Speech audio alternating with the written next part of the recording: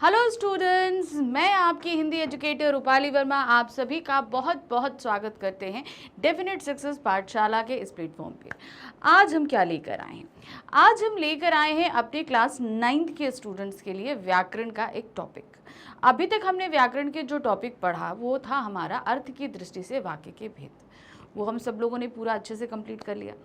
आज हम करेंगे एक ऐसा टॉपिक जो है कंबाइंड, लेकिन हम इसे थोड़ा सा अलग अलग कर रहे हैं। जैसा कि आप देख रहे हो कि यहाँ हम सिर्फ आपके लिए उपसर्ग लेकर आए हैं और टॉपिक आपका जो व्याकरण का है वो ये है उपसर्ग और प्रत्यय। अगर हम इसको इनिशियल वे पर समझें तो समझ लीजिए एक मूल शब्द है, उसके पहले कुछ शब्दांश जुड़ते हैं तो उपसर्ग हो जाता है, अंत में जुड़ते हैं तो प्रत्यय हो जाता है। लेकिन सिर्फ इतना ही नहीं होता है, ये बहुत ही बड़ा टॉपिक है। कहने का मतलब है उपसर्ग कई तरीके के होते हैं, इनमें लगाते समय करते समय क्या क्या चीज़ों की सावधानी करनी है ये सभी कुछ जो है हम देखेंगे। इसीलिए हमने इन दो टॉपिक को अलग अलग कर दिया। तो अभी हम जो समझने वाले हैं उपसर्ग, फिर उसके बाद उपसर्ग की एक्सरसाइज करेंगे, फिर उसका डीपीपी करेंगे, फिर हम प्रत्यय करेंगे, फिर प्रत्यय की एक्सरसाइज और फिर उसका डीपीपी। देखिए मेन रीज़न ये है कि चीज़ें जो कुछ भी आप समझ रहे हो बेसिक तौर पर आपको वो पूरी चीज़ें समझ में आनी चाहिए। वैसे तो मैं आपको इनिशियल वे पर समझा दूं कि बहुत ही सतही तौर पर कि उपसर्ग क्या है प्रत्यय क्या है, ये मुश्किल से 10 मिनट का टॉपिक है, दोनों चीज़ें मैं कवर करके ख़त्म करा सकती हूँ। लेकिन आपको चीज़ें समझ में नहीं आएंगी, क्वेश्चंस घुमा फिरा के पूछे जाएंगे तो गड़बड़ हो जाएगा। तो शुरू करते हैं आज का हम टॉपिक उपसर्ग। बहुत ध्यान से, क्योंकि ये शब्द निर्माण की एक प्रक्रिया होती है, ध्यान रखना। आप सभी को पता है कि वर्णों के मेल से शब्द बनते हैं, ठीक है, लेकिन शब्द जो ये बन रहे हैं इनके भी कई तरीके होते हैं। जैसे कि आप लोग देखते हो कि संधि होती है, समास होता है, उपसर्ग प्रत्यय के जरिए, तो हम ऐसे तरीकों से नए नए शब्दों का निर्माण करते हैं।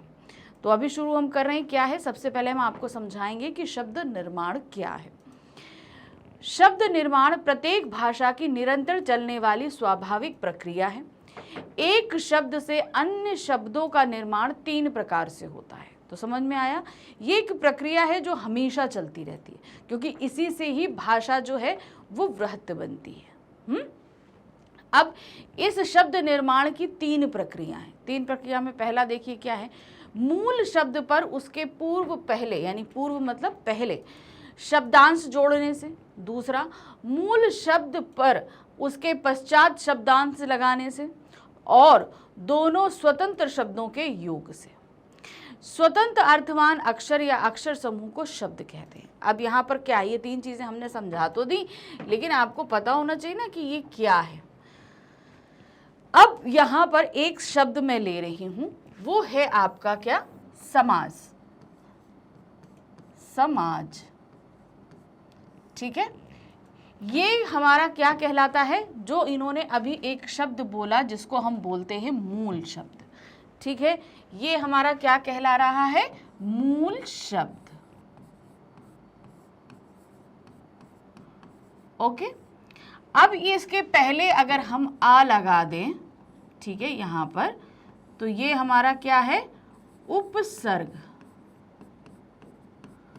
ठीक है, ये क्या हो गया, उपसर्ग।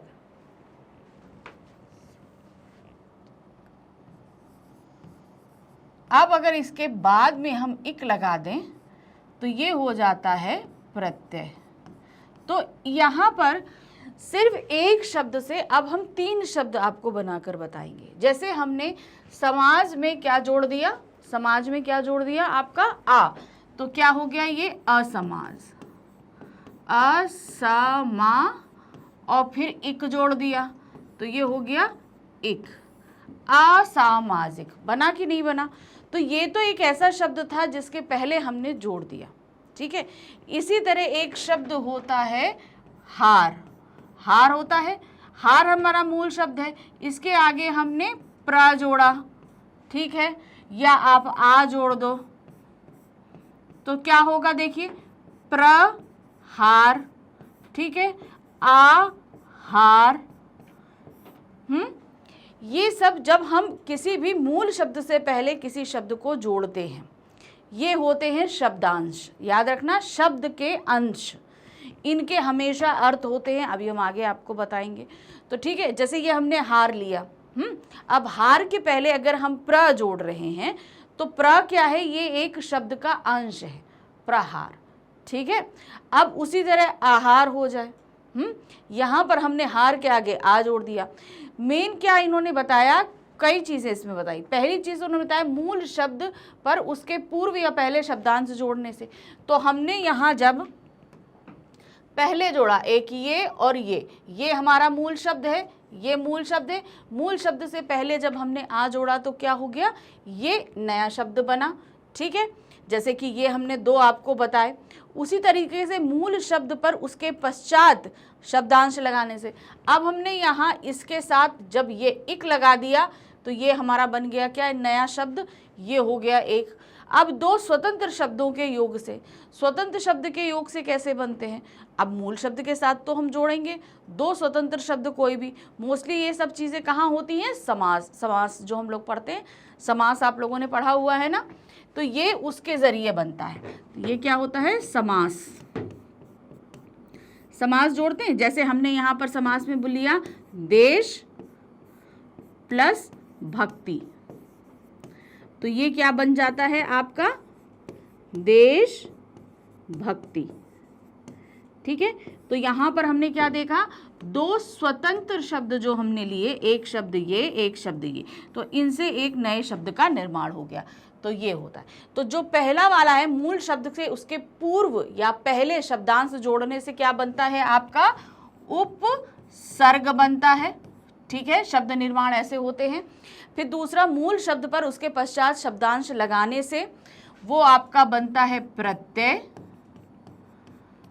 फिर तीसरा क्या आता है, दो स्वतंत्र शब्दों के योग से ये क्या बनता है, समास। तो ठीक है, अब आपको मैंने बता दिया कि ये तीन तरीके हैं और ये तीनों चीजें आपके टॉपिक में हैं। क्या है, ये तीनों चीजें आपके टॉपिक में। तो ध्यान रखना, कोर्स ए और बी दोनों में कंबाइंड रूप में उपसर्ग और प्रत्यय तो आ रहा है और समास भी आ रहा है। ठीक है ना, समझ गए।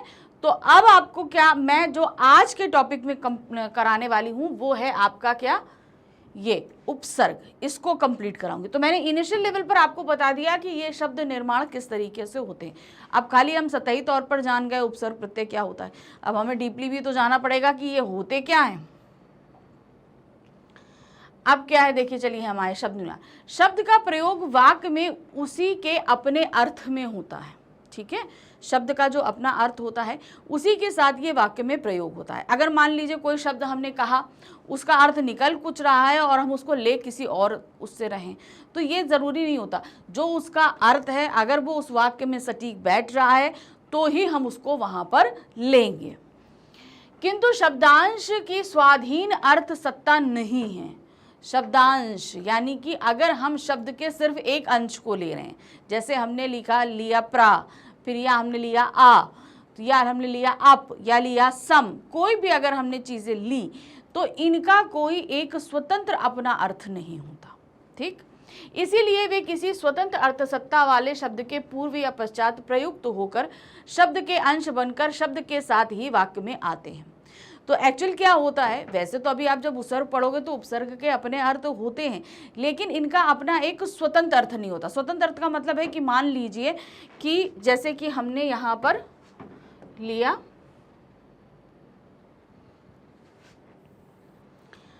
यहाँ पर हमने शब्द लिया आ, ठीक है, अब ये आ है, अब हम यहाँ पर हम इसको क्या कर सकते हैं, ये आ है, ये आ, और इसको हमने किस में लिया है, हार में। ठीक है, इसको हम किस में लगा रहे हैं, हार में, तो ये क्या शब्द बन जा रहा है, आ हार। तो एक्चुअल क्या है, आ का मतलब क्या होता है, आना। ठीक है, आना, हार अब हार का मतलब तो सही होता है, आहार मतलब सही रूप से खा लेना। आ का मतलब क्या है, सही, उत्तम, ये चीज़ें, आना, ये तीनों ही चीज़ें अपने अर्थ में आती हैं। तो आ का ये अर्थ होता है। अब मान लीजिए हमने बोला कि हमें पौष्टिक आ लेना चाहिए, तो आना लेना चाहिए, क्या लेना चाहिए, तो कहने का तात्पर्य कि अगर इसे किसी वाक्य में हम सिर्फ इतना इस्तेमाल करते हैं, वैसे तो इसका अपना अर्थ है, लेकिन ये अपना सही अर्थ तब देगा जब ये किसी मूल शब्द के साथ जुड़ जाएगा। अगर इसको हम सोचें कि हम सिर्फ इसे ही खाली, हम उपसर्ग को ही खाली इस्तेमाल कर दें और इससे अर्थ निकल आए, तो ऐसा पॉसिबल नहीं होता है। तो उन्होंने वही चीज़ कही है, किंतु शब्दांश की स्वाधीन अर्थ सत्ता नहीं है। स्वाधीन अर्थ सत्ता नहीं है कि इसे हम अगर वाक्य में सिर्फ इसे वो वाक्य में इस्तेमाल कर लें तो ये वाक्य में अर्थ दे देगा, ऐसा नहीं होता। हमेशा इन शब्दांशों के साथ हमें किसी ना किसी मूल शब्द को लगाना पड़ता है, तभी ये अपना पूरा अर्थ दे सकते हैं। हम इनको सिर्फ स्वतंत्र रूप से इतना इस्तेमाल, यानी कि अब मान लीजिए एक है, अब किसी में हम खाली सिर्फ इक और आ इस्तेमाल कर दें, बीच में से मूल शब्द गायब कर दें, तो क्या इक और आ ये दोनों अपना अर्थ दे पाएंगे? बिल्कुल नहीं दे पाएंगे। इनके साथ इस मूल शब्द का लगना कंपल्सरी है, याद रखिए। इनको हम खाली लगा दें तो ऐसा नहीं हो सकता। वही चीज उन्होंने कहा, इसीलिए वे किसी स्वतंत्र अर्थसत्ता वाले शब्द के पूर्व या पश्चात प्रयुक्त होकर शब्द के अंश बनकर शब्द के साथ वाक्य में आते हैं। तो इनको हम खाली इस्तेमाल नहीं कर सकते, इन्हें हमेशा हम मूल शब्द के साथ ही इस्तेमाल करते हैं, स्वतंत्र रूप से नहीं। यानी कि हम सिर्फ इनको इस्तेमाल नहीं कर सकते हैं, इन्हें हमेशा हमें मूल शब्द के साथ ही इस्तेमाल करना पड़ता है। शब्द से पूर्व लगने वाले उपसर्ग एवं पश्चात जुड़ने वाले प्रत्यय कहलाते हैं। तो समझ में आया, शब्द से पूर्व जो जुड़ते हैं वो क्या कहलाते हैं? उपसर्ग कहलाते हैं। शब्द के पश्चात जो जुड़ते हैं वह प्रत्यय कहलाते हैं। ठीक है, ये चीज़ मैंने अभी आपको बताई है, लेकिन यहाँ पर एक चीज़ मैं आपको और बता देती हूँ। कैसे? आपने आपको बताया ना कि हम यहाँ पर उपसर्ग और प्रत्यय जोड़ने वाले हैं। बहुत सारी ऐसी चीज़ें होती हैं। अब जो कि हिंदी भाषा में बहुत सारे दूसरी भाषाओं के भी शब्द सम्मिलित हैं, इसलिए उनके भी आपके उपसर्ग प्रत्यय बनते हैं। लेकिन अभी हम क्या देखने जा रहे हैं? उपसर्ग देखने जा रहे हैं। अब इन्होंने बोला कि मूल शब्द के पहले अगर हम जोड़ देते हैं तो वो कहलाते हैं आपके उपसर्ग। ठीक है, जैसे हम यहाँ पर बोले गत, कोई एक मूल शब्द है गत, इसके आगे पहले अगर हम आ जोड़ देंगे तो ये क्या बन जाएगा? आगत। ठीक है, क्या बन जाएगा? आगत। अब कोई एक शब्द ऐसा ले लीजिए जिसके बाद में हम जोड़ सकते हैं, जैसे हमने यहाँ पर लिया था समाज, तो यहां पर हमने क्या लिया था? समाज। समाज के एंड में हमने क्या जोड़ दिया? इक जोड़ दिया, तो क्या बन गया ये? सामाजिक। अब यहाँ पर आपको ध्यान देना है, संधि के जो थोड़े बहुत नियम हैं वो इन पे अप्लाई होते हैं, इसलिए संधि आपको आनी ज़रूरी है। कोर्स बी के सिलेबस में स्वर संधि है तो उसे हम पढ़ाएंगे अभी आगे, और आप लोगों ने अगर संधि नहीं पढ़ी है तो उसे देख लीजिए। संधि के नियम यहाँ पर पूरी तरीके से अप्लाई होते हैं। जैसे आप ये देख रहे हो, छोटी ई की मात्रा है, ठीक है, ये आपकी छोटी ई की मात्रा है, वो क्या हुआ? हमने जा में लगा दी। ये देखा आपने, जा में लगा दिया और का यहाँ पर आ गया। तो हमेशा उपसर्ग हो या प्रत्यय, जैसे हम प्रति लगाते हैं, यहाँ पर हम क्या लगाते हैं? प्रति, प्रति प्लस अंत। ठीक है, तो ये क्या हो जाता है आपका यहाँ पर? प्रयत्न। ठीक है, ये हो जाता है आपका। तो ये आपका इस तरीके से शब्द बनते हैं, ध्यान रखना। ठीक है, तो उपसर्ग और प्रत्यय ये दो तरीके से बन रहे हैं, उपसर्ग और प्रत्यय। अब आते हैं, नए नए शब्द बनाए जाने की प्रक्रिया प्रत्येक भाषा में चलती रहती है। हम ये नहीं कह रहे कि सिर्फ हिंदी में चलती है, जितने भी आपके भाषाएं हैं उन सभी में ये प्रक्रिया हमेशा चलती रहती है। इसे ही शब्द रचना की प्रक्रिया कहते हैं। तो समझ में आया कि शब्द रचना की प्रक्रिया क्या होती है। मूल शब्द में कुछ, अब ये तीन तरीके से मैंने आपको बताया। पहली बात है, मूल शब्द के प्रारंभ में शब्दांशों को जोड़कर नए शब्द बनते हैं, मूल शब्द के अंत में शब्दांशों को जोड़कर नए शब्द बनते हैं, या दो स्वतंत्र शब्दों को आपस में जोड़कर शब्द बनते हैं। ये तीन तरीके हमने बताए आपको शब्द रचना के, इसी को हम शब्द रचना की प्रक्रिया कहते हैं। हिंदी में शब्द रचना अथवा निर्माण की अनेक विधियां अथवा अव्यय हैं। तो अभी तो हम तीन पढ़ने जा रहे हैं, वैसे और भी अनेक विधियां हैं जिसमें मैंने आपको संधि भी बताई थी। इनमें से प्रमुख हैं उपसर्ग, प्रत्यय और समास। तो ये तीन कौन से प्रमुख हैं? उपसर्ग, प्रत्यय और समास। ध्यान रखना, ये शब्द निर्माण की प्रक्रिया पर आपसे प्रश्न पूछे जा सकते हैं, अति लघु या लघु उत्तरीय, तो इनको आप अच्छे से समझ लें। जैसे पूछेंगे शब्द निर्माण की प्रमुख 3 प्रक्रियाओं के नाम बताइए, तो आप कौन कौन से बताएंगे? उपसर्ग, प्रत्यय और समास। आप पूछेंगे शब्द रचना की प्रक्रिया क्या होती है, तब आप क्या बताओगे? इसके 3 प्रक्रियाएं होती हैं प्रमुख रूप से, जो आपको मैंने अभी बताई। शब्द की परिभाषा के लिए 2 प्रमुख बिंदु हैं। चलिए अब हम जरा इसकी परिभाषा देख लें। क्या दिया है इन्होंने? शब्द भाषा की स्वतंत्र इकाई है। अगर हम इसकी परिभाषा बनाते हैं तो उसके लिए हमें 2 बिंदुओं पर काम करना पड़ेगा। पहला क्या है? शब्द भाषा की स्वतंत्र इकाई होती है। ध्यान रखिएगा, क्योंकि हम इन शब्दों के निर्माण से ही वाक्य का निर्माण करते हैं और ये वाक्य ही मिलकर भाषा का निर्माण करते हैं, इसलिए ये स्वतंत्र इकाई इसको कहा जाता है, क्योंकि इन्हें हम अपने हिसाब से, अपनी मर्जी से इनमें ऐड करते हैं। अर्थात शब्दों का प्रयोग भाषा में स्वतंत्र रूप से किया जाता है, जैसे गाय, शेर, कुर्सी, इनाम, सुंदर, घोड़ा, घुड़सवार, सुंदरता आदि हिंदी के शब्द हैं। तो जिस वाक्य में जिस तरह के शब्दों की आवश्यकता पड़ती है, हम उस तरह के शब्दों का निर्माण, मतलब उन शब्दों को हम लेते हैं। जैसे हम बोलेंगे कि गाय दूध देती है, ठीक है, तो ये मेरी स्वतंत्रता है। हम चाहें तुम कहेंगे बकरी भी दूध देती है, ऊँटनी भी दूध देती है, सबके दूध पिए जाते हैं, भैंस भी दूध देती है। तो यहाँ पर हमारी ये पूरी तरीके से स्वतंत्रता है कि हम किस तरीके से, अब हम बोलें कि भाई अरे ये कछुआ तो आज बहुत तेज़ी से दौड़ रहा है, तुम कहेंगे घोड़ा तो इससे तेज़ी से दौड़ता है। तो ये हमारी स्वतंत्रता है कि हम किस तरीके के शब्दों को यहाँ पर लेना चाहते हैं। दूसरा है शब्द भाषा की सार्थक इकाई है। शब्द भाषा की स्वतंत्र इकाई है, ये मैंने आपको बता दिया कि इसे हम अपनी मर्जी से ले सकते हैं, लेकिन तब तक वो स्वतंत्र है जब तक वो वाक्य में इस्तेमाल नहीं होती। जैसे ही उसे हम वाक्य में इस्तेमाल करते हैं वो क्या बन जाते हैं? पद बन जाते हैं, तब वो शब्द नहीं रह जाते हैं। दूसरी चीज़ है सार्थक इकाई है, यानी कि शब्दों का सही तरीके से वर्णों को लेकर व्यवस्थित रूप में अगर हम उनको संगठित करते हैं तो वो एक सार्थक इकाई बनती है। सार्थक मतलब अर्थ के साथ में। केवल सार्थक एवं सही अर्थ देने वाली इकाइयां ही शब्द कहलाती हैं। जैसे यहाँ पर है गुलाब शब्द तो सार्थक शब्द है, किंतु इन वर्णों का क्रम बदलेंगे तो फिर वह सार्थक शब्द नहीं रहेगा। जैसे लाबगु या बलागु बनाने से शब्द की सार्थकता ही समाप्त हो जाती है। जैसे अब यहाँ पर इन्होंने जो एक चीज़ बताई कि शब्द जो है वो क्या होती है? सार्थक इकाई होती है, क्योंकि इसमें हम जितने भी शब्द लेते हैं उन सब का अपना एक अर्थ होता है। अब अर्थ कैसे? जैसे हमने कोई शब्द बोला, हमने बोला चीनी, तो तुरंत आपके दिमाग में चीनी को लेकर एक इमेज बन रही है, ठीक है, बनी कि नहीं बनी? उसी तरीके से हमने बोला गुलाब, तो जिसको जो गुलाब पसंद है उसके दिमाग में वो इमेज बनती है। अब हम बोल दें, अगर यहाँ पर हम बोल दें लाबगु, तो इस शब्द से आपके दिमाग में कोई इमेज बन रही है। शब्द का काम ये होता है कि जब हम शब्दों का इस्तेमाल करें तो उनसे हमारे दिमाग में एक इमेज बननी चाहिए। अगर वो इमेज नहीं बन रही है तो मतलब कि वो शब्द कहीं ना कहीं गड़बड़ है। अब हम यहाँ पर अगर लाबगु शब्द बोलते हैं तो आपके दिमाग में कोई भी इमेज बन रही है? नहीं बन रही।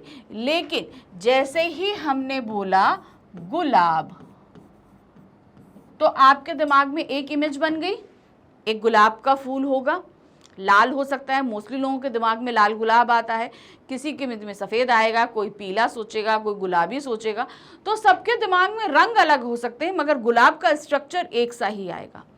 अब मान लो अगर हमने बोला सिंपल, अगर हमने सिंपल यहाँ पर आपसे एक चीज़ बोली फूल, ठीक है, एक ये शब्द बोला, एक हमने यहाँ पर बोला लफू, ठीक है, 2 शब्द बोल रही हूँ।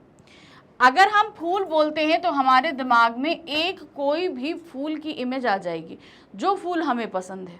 गेंदे का है, चंपा है, चमेली है, गुलाब है, सूरजमुखी है, किसी भी तरह का एक फूल हमारे दिमाग में तुरंत इमेज कर जाएगा। क्यों? क्योंकि ये शब्द अपना अर्थ दे रहा है। अब दूसरी तरफ आ जाइए, हमने बोला लफू, लफू, अब आप लफू लफू लफू, अब हमको समझ में नहीं आ रहा इसका मतलब क्या है। आ रहा है कोई मतलब? कुछ नहीं आ रहा। क्यों? क्योंकि ये शब्द ही क्या है? ये शब्द निरर्थक है। ये ध्यान रखना, क्या है? ये एक निरर्थक शब्द है और ये एक सार्थक शब्द है। बहुत जरूरी है कि आप इस चीज को समझो कि सार्थक और निरर्थक क्या होता है। सार्थक का मतलब होता है अर्थ के साथ, निरर्थक का अर्थ होता है बिना अर्थ के। अब यहाँ पर जब हम लफू बोल रहे हैं तो हमारे दिमाग में कोई इमेज बनती ही नहीं है, क्योंकि इसका कोई अर्थ निकलता ही नहीं।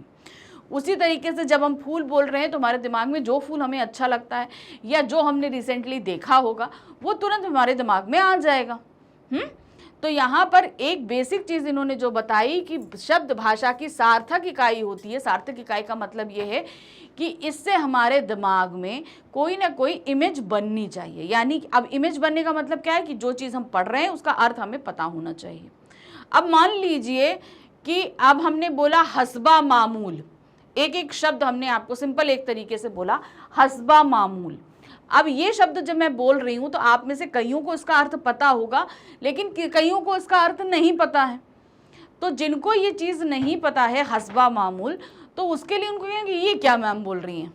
तो सिंपल ये है कि जिन शब्दों के अर्थ होते हैं, अर्थ हमें पता होते हैं, वही चीज़ें हमारे दिमाग में स्ट्राइक करती हैं। अब जैसे हम बोले, हम जैसे मैंने आपको यहाँ पर भी बोला कि गुलाब, तो हम सभी को पता है कि गुलाब क्या होता है, तो हम सेटिस्फाई हैं कि अब हम कोई ऐसा शब्द बोल दें जिसका अर्थ आपको पता ही नहीं। हम बोल दें आच्छादित, आच्छान, जैसे कुछ ऐसे शब्द बोल दें जो थोड़े से हिंदी के हैं, इनका अपना अर्थ है लेकिन आपको इसका अर्थ नहीं पता है, तो उस कंडीशन में क्या होगा, आपको ये चीज़ लगेगी अरे बेकार है। तो मेन यही है, सार्थक का मतलब है कि अर्थ हो लेकिन साथ ही साथ आपको उसका पता भी हो, तभी आप उस चीज़ को लेकर सेटिस्फाई। जैसे मैंने बोला हस्बा मामूल, तो हस्बा मामूल का मतलब क्या है कि वो चीज़ मौजूद है। हस्बा मामूल मतलब वो चीज़ मौजूद है, कोई भी जिस चीज़ के बारे में हम बात करें। तो यहाँ पर सीधे सीधे तत्व यह है कि जब मैंने हस्बा मामूल शब्द बोला तो आपको इसका अर्थ पता नहीं था, तो आपने बोला ये पता नहीं क्या होगा, लेकिन जैसे ही मैंने आपको वो अर्थ बताया, आपको ये चीज़ क्लैरिफाई हो गई कि हाँ ये चीज़ का अर्थ होता है। अब आपके दिमाग में हमेशा वो चीज़ स्ट्राइक करती, जब भी कहीं आप पढ़ोगे या कोई बोलेगा। तो ये चीज़ मैंने आपको बता दी कि शब्द के निर्माण में सबसे बड़ी चीज़ होती है, शब्द का स्वतंत्र रूप होता है और दूसरा वो सार्थक होता है। ये दोनों चीज़ें अगर नहीं होंगी, क्योंकि देखिए शब्द तब तक स्वतंत्र है जब तक वो वाक्य में प्रयोग नहीं हुआ है। वाक्य में प्रयोग होते ही वो अपने स्वरूप को खोकर वो पद बन जाता है, ठीक है, तब वो शब्द नहीं रहता, वो पद बन जाता है। इसीलिए शब्द भाषा की स्वतंत्र इकाई है, ये चीज़ बोला गया है। दूसरा, सार्थक इकाई क्यों बोला गया, क्योंकि हर शब्द का जो भी हम इस्तेमाल करेंगे कोई ना कोई अर्थ होना चाहिए। अगर अर्थ नहीं है तो फिर हम उस चीज़ का निर्माण नहीं कर पाएंगे। अब हम आ गए उपसर्ग की कुछ परिभाषाओं पर। देखिए क्या दिया गया है, वे शब्दांश जो किसी शब्द के पूर्व लग कर उस शब्द का अर्थ बदल देते हैं अथवा उसमें नई विशेषता पैदा कर देते हैं, उपसर्ग कहलाते हैं। अब इसको कैसे देखिए, अब इसका अर्थ हम आपको समझा दें। क्या उन्होंने बोला, किसी भी मूल शब्द, वे शब्दांश जो किसी शब्द के पूर्व लग के यानी कि पहले लगकर उसके अर्थ को बदल देते हैं। यहाँ पर हमने एक शब्द लिया है, क्या, हार, शब्द लिया हार। अब इसका अर्थ क्या क्या होता है, हार मतलब होता है गले की माला, ठीक है, यहाँ होती है गले की माला। दूसरा, अगर हम हार का शब्द लें तो क्या होता है, हार का अर्थ लेंगे तो हम क्या होगा, पराजय यानी कि हार जाना, ठीक है, ये होता है। बहुत कॉमन एक शब्द ले रही हूं मैं ताकि आप सभी को समझ में आए। तो हार का अर्थ ये होता है। अब उन्होंने यही बोला, वे शब्दांश जो किसी शब्द के पूर्व लगकर उस शब्द का अर्थ बदल दें।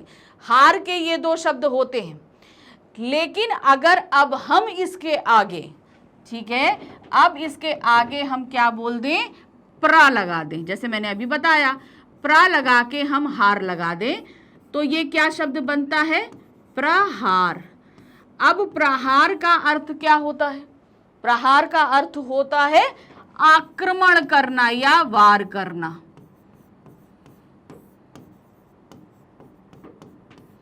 ठीक है।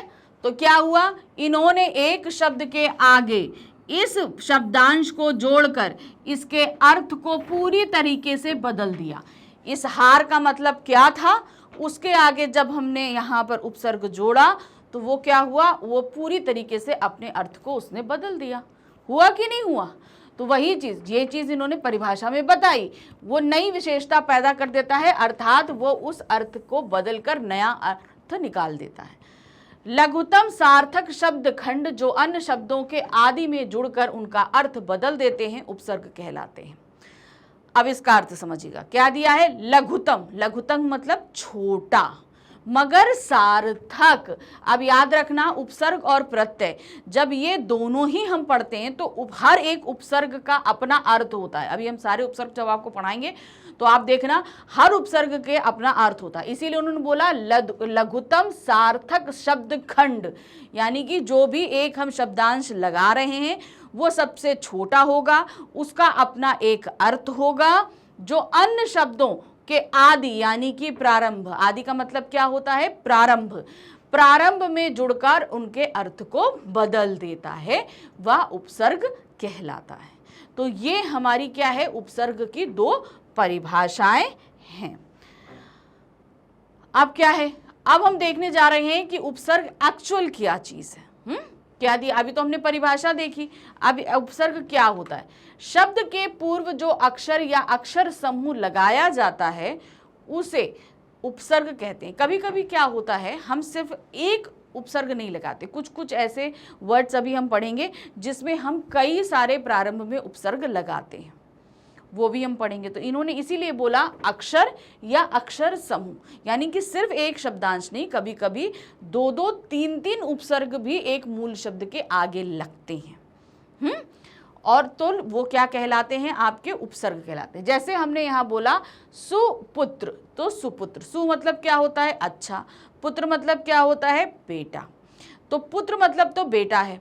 अब हमने उसको आगे का सु लगा दिया तो क्या हो गया, अच्छा बेटा। तो वो क्या बना, सुपुत्र। यहाँ सु शब्दांश पुत्र शब्द के साथ बैठकर नए शब्द का निर्माण कर रहा है। सु शब्दांश है, शब्द नहीं है, शब्दांश है। क्यों है, क्योंकि ये शब्द एक शब्द का अंश है। इसे, अब इसको शब्द का अंश क्यों बोला जाता है, आप बोलोगे कि जब इसका अर्थ है तो इसे शब्द बोल देना चाहिए, आप इसे शब्दांश क्यों बोल रहे हो। इसका रीजन ये है कि अगर हम सिर्फ सु लेकर किसी भी वाक्य में उस सु को लगा दें तो क्या कोई मतलब बैठेगा। सिंपल, अब एक वाक्य बना लेते हैं, ठीक है, वाक्य बनाकर हम इसे आपको ठीक तरीके से समझा देते हैं। अब शब्द जब हम बनाएंगे, कोई भी वाक्य बनाएंगे तो हम एक वाक्य ऐसा बना देते हैं सु करके। जैसे हमने पहला एक शब्द, एक जो है वो सेंटेंस बनाया, वो सेंटेंस क्या है,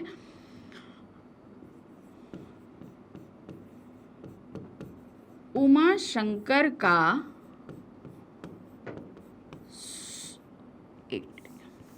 उमा शंकर के सु पर सब को गर्व है। ठीक है, एक सेंटेंस ये है। दूसरा सेंटेंस हम यहां आते हैं, उमा शंकर के सुपुत्र पर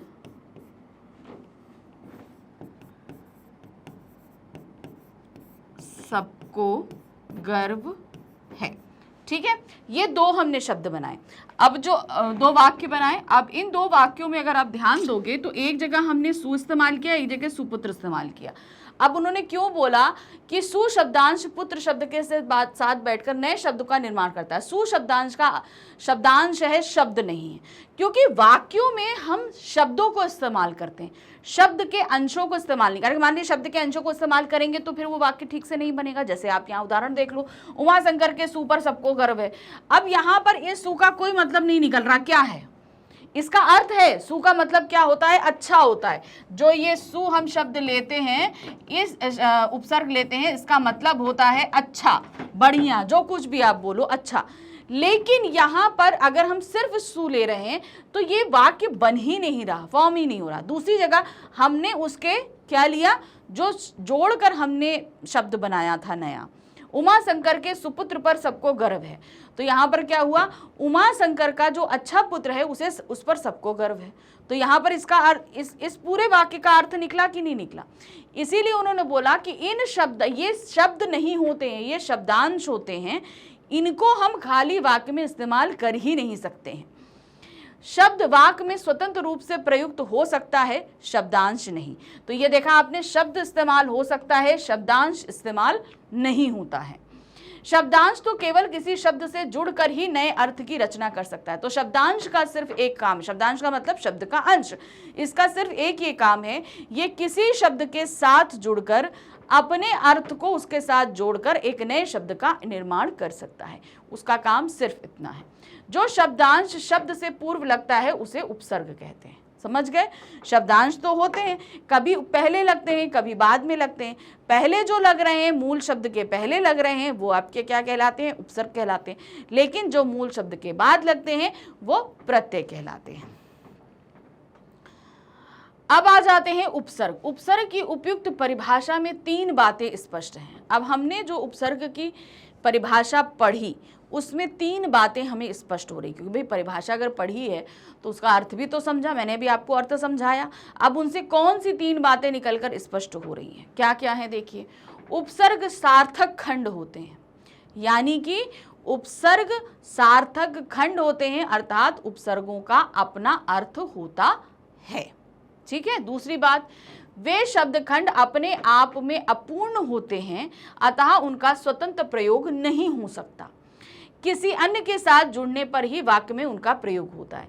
ये शब्द खंड यानी कि ये जो उपसर्ग हम इस्तेमाल करते हैं ये अपूर्ण, इनका अपना अर्थ है लेकिन तब भी ये अपूर्ण होते हैं। ये पूर्ण कब होते हैं? ये किसी शब्द के साथ जुड़कर ही पूर्ण होते हैं, तभी हम इन्हें वाक्य में प्रयोग कर सकते हैं। तो उपसर्ग पढ़ने के बाद हमें ये 2 बातें पूरी तरीके से क्लियर हुई।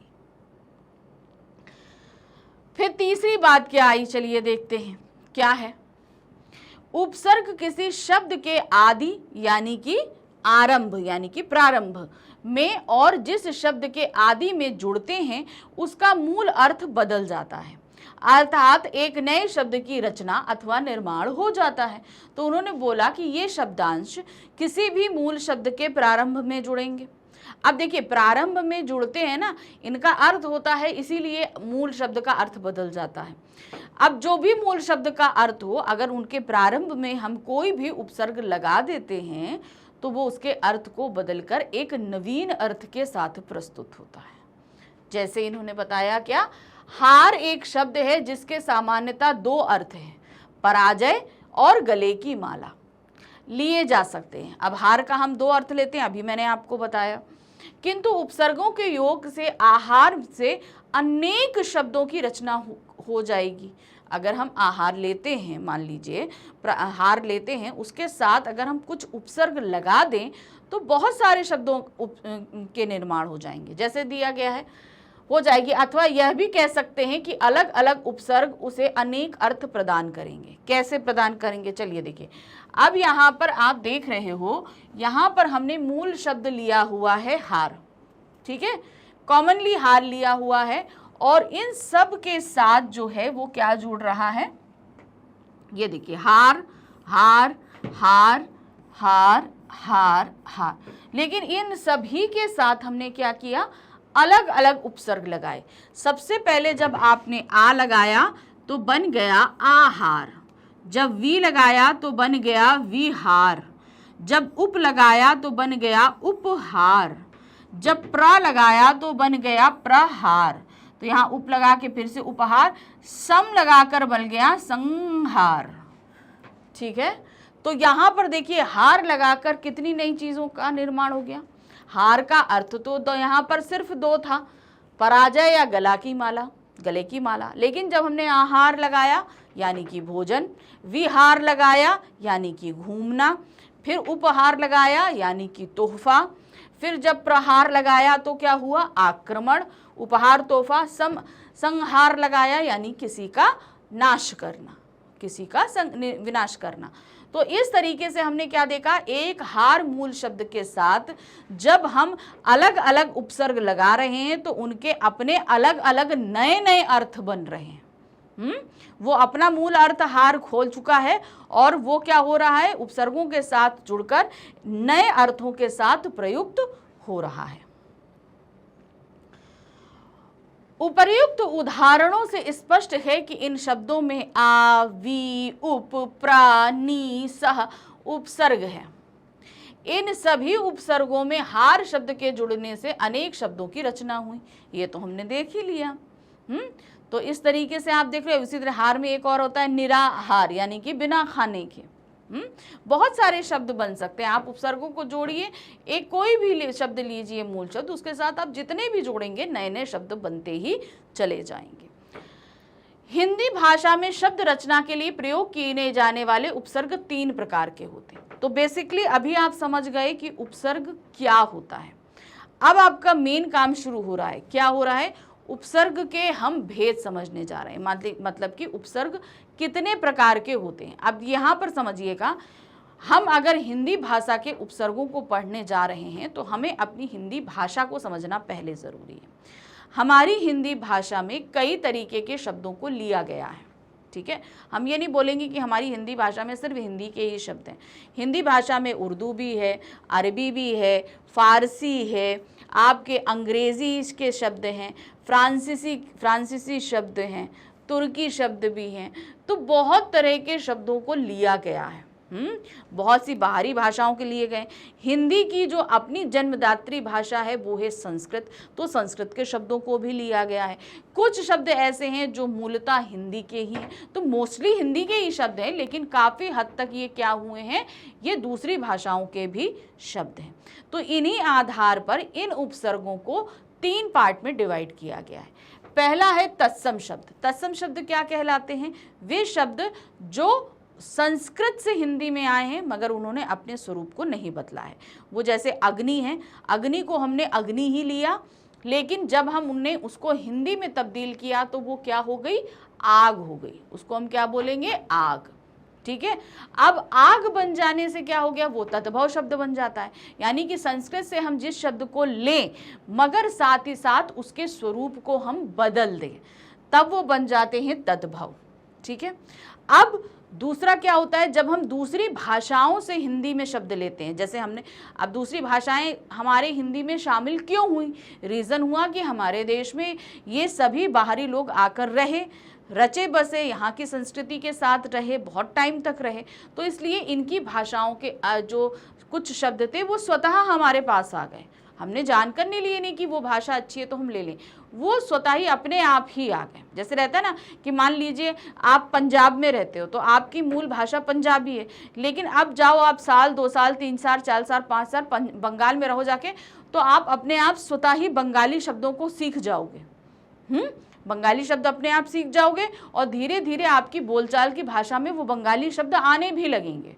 तो वही चीज़ होता है कि हम जहाँ आकर रहते हैं उसकी भाषा को हम अपना लेते हैं। तो यही हुआ कि जब बाहरी लोग जो आए, जैसे मुग़ल आए, तुर्क आए, फ्रांसीसी आए, अंग्रेज़ी आए, पुर्तगाली आए, तो इस तरीके से क्या हुआ, इन सब की भाषाओं के जो शब्द थे वो भी हमने अपनाए।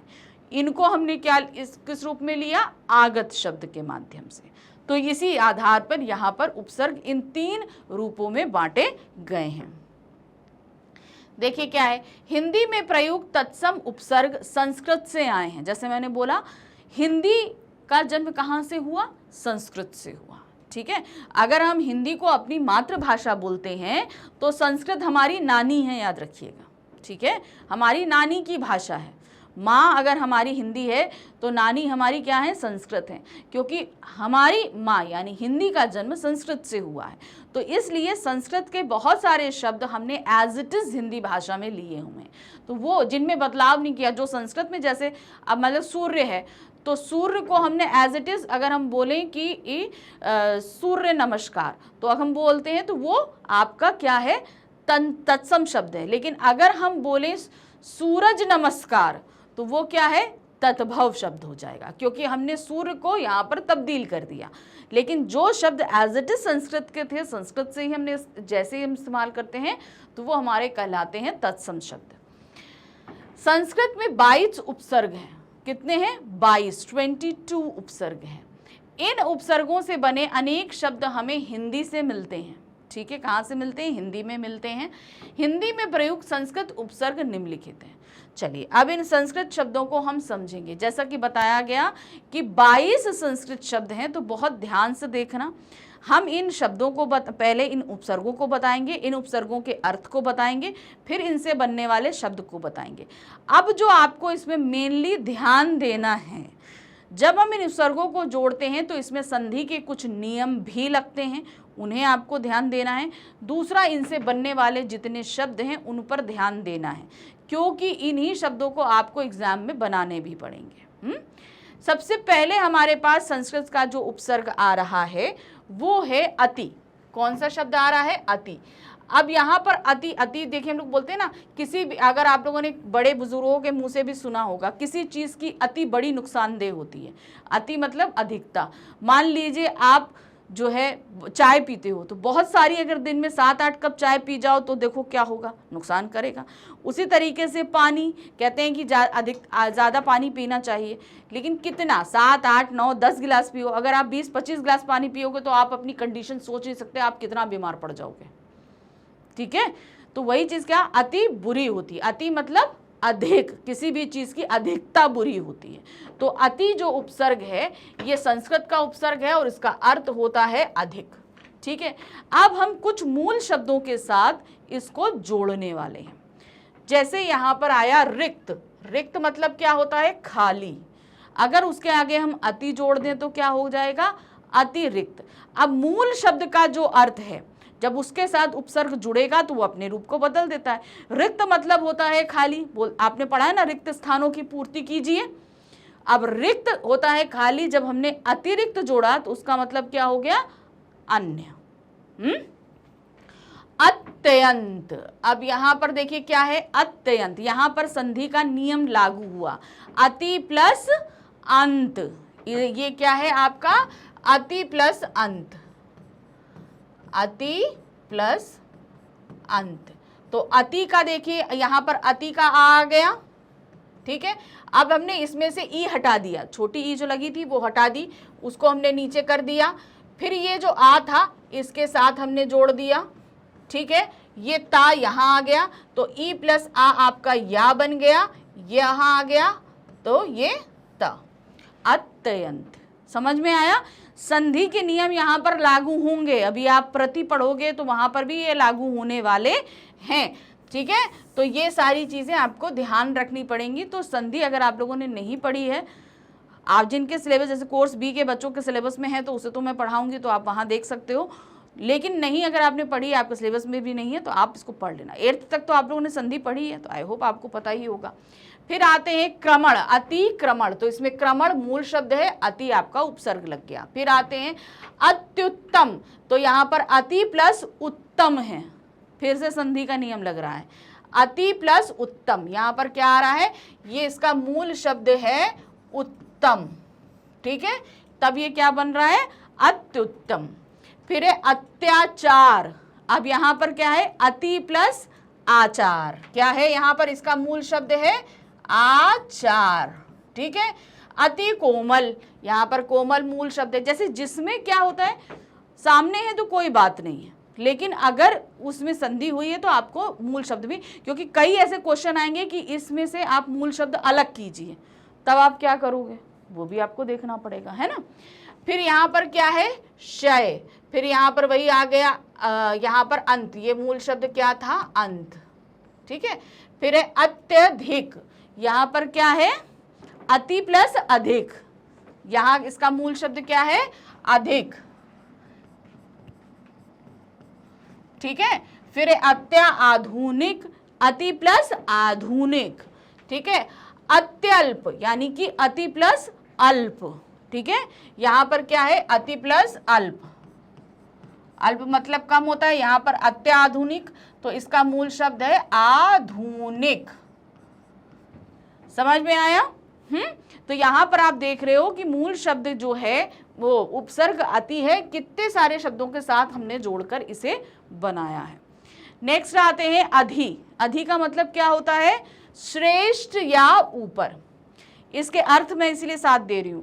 अति का मतलब क्या होता है? श्रेष्ठ या ऊपर। जैसे यहाँ पर दिया है अधिनायक, तो मूल शब्द है नायक। अधि प्लस कार, तो यहाँ मूल शब्द है कार। अध्यादेश, अब यहाँ पर क्या है, आप अति प्लस आदेश, इसका मूल शब्द क्या है, आदेश। फिर है अधिपति, अधिकृत, अधिकरण, अधिवास, अधिशय। अब यहाँ पर क्या है, अब यहाँ पर देख रहे हो अधि, छोटी की मात्रा बड़ी की मात्रा बदल गई, फिर यहाँ संधि का नियम आया। क्या आया, अधि प्लस ईश। अब संधि का नियम क्या है, छोटी ई प्लस बड़ी ई होगा। स्वर संधि का नियम है कि नहीं है, स्वर संधि में दीर्घ संधि होती है। दीर्घ संधि का नियम क्या होता है, ई प्लस ई, कोई भी लोगे, छोटी ई लोगे या बड़ी लोगे, या छोटी बड़ी जो भी लोगे, प्लस बड़ी ई बनता है। तो यहाँ पर इसका जो मूल शब्द क्या है, ये है ईश। अधि प्लस ईश, ये क्या हो जाएगा, अधीश। फिर अधिशुल्क, अध्ययन, अधि प्लस यन, ठीक है। आए, चलिए अब आते हैं अनु। दूसरा हमारा क्या है, इसमें संस्कृत में 22 शब्द हैं, तीसरे में हम आ गए। अनु का मतलब होता है पीछे, गौड़, समान, बाद में आने वाला। अनु मतलब पीछे होता है, ठीक है। अब जैसे आया अनुज, अनुचर, अनुगामी, अनुराग, अनुकूल, अनुसार, अनुभूति। फिर है अनुगमन, अनुसंधान, अनुकरण, अनुभव, अनुरोध, अनुशासन, अनुवाद, अनुरूप, अनुकंपा, अनुग्रह, अनुकूल, अनुसार। तो देखा ना, इसमें ज्यादा कुछ नहीं है जिसमें आपका ये आए। यहाँ पर अनु आ रहा है ना, ये देखो यहाँ पर आ रहा है अनु, तो यहाँ पर अनु प्लस अज है, ठीक है, ध्यान रखना। ओके, कोई दिक्कत नहीं।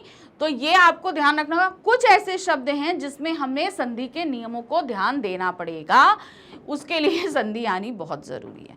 तो जो मेन, आप स्वर संधि सीख लो, स्वर संधि है तो स्वर संधि में आप सारे कर लोगे, ठीक है। आगे बढ़ते हैं, फिर आ जाते हैं, नेक्स्ट उपसर्ग है अप। अप का मतलब क्या होता है, बुरा या हीन, ठीक है। इसका अर्थ क्या होता है, बुरा या हीन।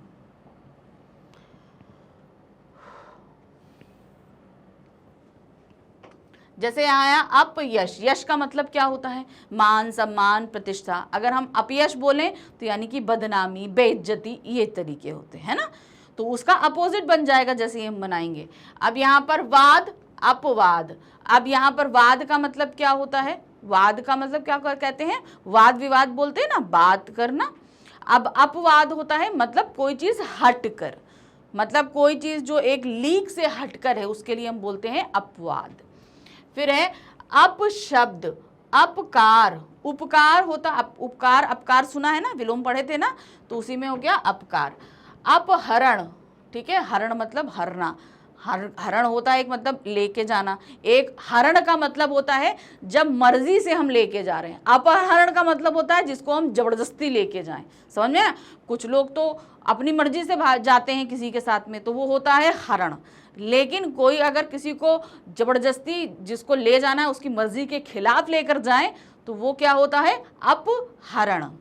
फिर नेक्स्ट आते हैं अपमान, मान मतलब आपकी मान सम्मान प्रतिष्ठा, अपमान मतलब आपकी बेइज्जती। फिर आते हैं अपव्यय, व्यय मतलब खर्चा, अपव्यय मतलब बेकार का खर्चा। अपशकुन, शकुन मतलब होता है अच्छा, अपशकुन मतलब बुरा शगुन। अपकीर्ति, अपकेंद्र, ठीक है, तो समझ में आ गया। नेक्स्ट आते हैं अभी, अभी का मतलब होता है सामने या ओर, ठीक है, कोई चीज हमारे सामने है या किसी डायरेक्शन में, और मतलब होता है डायरेक्शन। फिर एक देखिए अभिनव, अभिभावक, अभिमुख, अभिवादन, अभिमान, अभ्यागत, ठीक है। यहां पर है अभि प्लस आगत, यहां पर क्या आएगा, आगत, अभ्यागत। फिर है अभ्यास, अभि प्लस आस, अभियान, अभियोग, अभिगान, अभिशाप, अभीष्ट। अब यहां पर क्या होगा, अभि प्लस इष्ट। फिर है अभिप्राय, अभिनय, अभिभाषण, अभ्यागत, अभि प्लस आगत। अभी मैंने यहां पर बताया कहीं आपको शायद, अच्छा यहाँ नहीं बताया, तो यहाँ पर होगा अभि प्लस आगत। ठीक है, फिर नेक्स्ट आते हैं अभिमान अभिलाषा। ठीक, नेक्स्ट आते हैं अव। अव का मतलब क्या हुआ, बुरा, हीन या उप। तो यहाँ पर आप क्या कह रहे हैं, अवतार, अवनति, अवगुण, अवचेतन, अवशेष, अवतरण, अवकाश, अवमूलन, अवसान, अव प्लस सर, अवज्ञा। ठीक है, यहाँ पर आज्ञा है। ठीक है, चलिए आगे आते हैं। अब मूल शब्द जुड़ रहा है आ, बड़ा आ। बड़ा आ का मतलब क्या होता है, तक या समेत।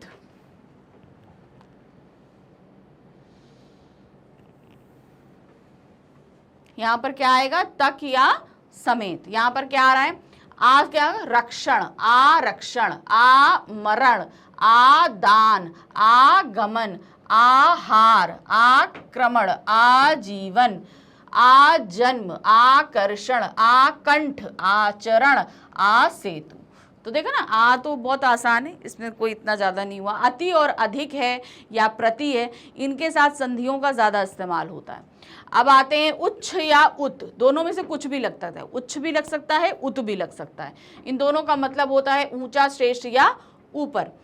ये आपके अर्थों का, जैसे यहाँ पर अगर यहाँ पर आया उच्च, उत, यहाँ पर भी आपकी क्या लगेगी, संधि पर ध्यान होगा, इसमें भी तब्दीलियां होंगी। जैसे है उन्नति, ठीक है, तो यहाँ पर क्या होगा, देखिए उन्नति, तो यहाँ पर उच्च प्लस अति होगा। ठीक है, तो ये उन्नति हो गया। फिर उच्छ्वास हो गया, उच्च प्लस आस हो गया। उद्गार, उद्गार नहीं होता है, उद्गार होता है, सॉरी। ठीक है, उद्गार हो गया। उत्थान है, उद्देश्य है। उन्नयन, उत्पत्ति, उच्चारण, उत्कर्ष। तो यहाँ पर देखो ना, आधा ता है और प्लस कर्ष। ठीक है, फिर आ जाते हैं उद्घाटन, तो यह उद प्लस घाटन, उद्योग, उद प्लस योग, है ना। ये द कैसे बनता है, दा कैसे बनता है, दा प्लस ये, सॉरी, ये दा होता है, दा के नीचे हलंत होता है य, तो इसी से हमारा क्या बनता है, द्या। ठीक है, तो यही पर आया उद प्लस योग, उद्योग, उल्लंघन, उन्यायक, उद्गम।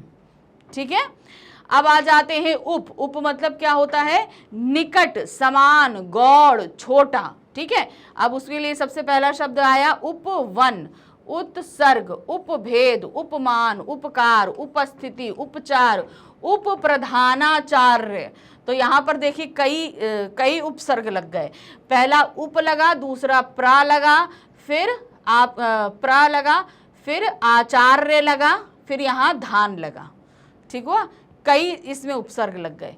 फिर आता है उपसंहार, उपहार, उपयोग, उपनगर, उपकरण, उपकृत, उपग्रह, उपनाम। फिर उसके बाद क्या आता है, उपमंत्री, उप प्रधानमंत्री। तो देखिए यहाँ पर एक उपसर्ग है उप, दूसरा है प्रधान, फिर यहाँ पर है मंत्री। मंत्री मूल शब्द है।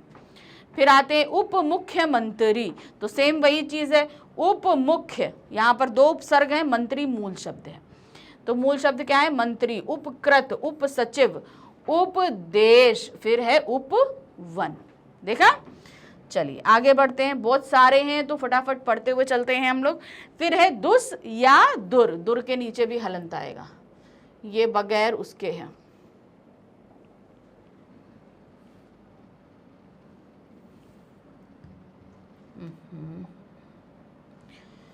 चलिए यहाँ पर ये आप देख रहे हो ना, ये बगैर स्वर के हैं।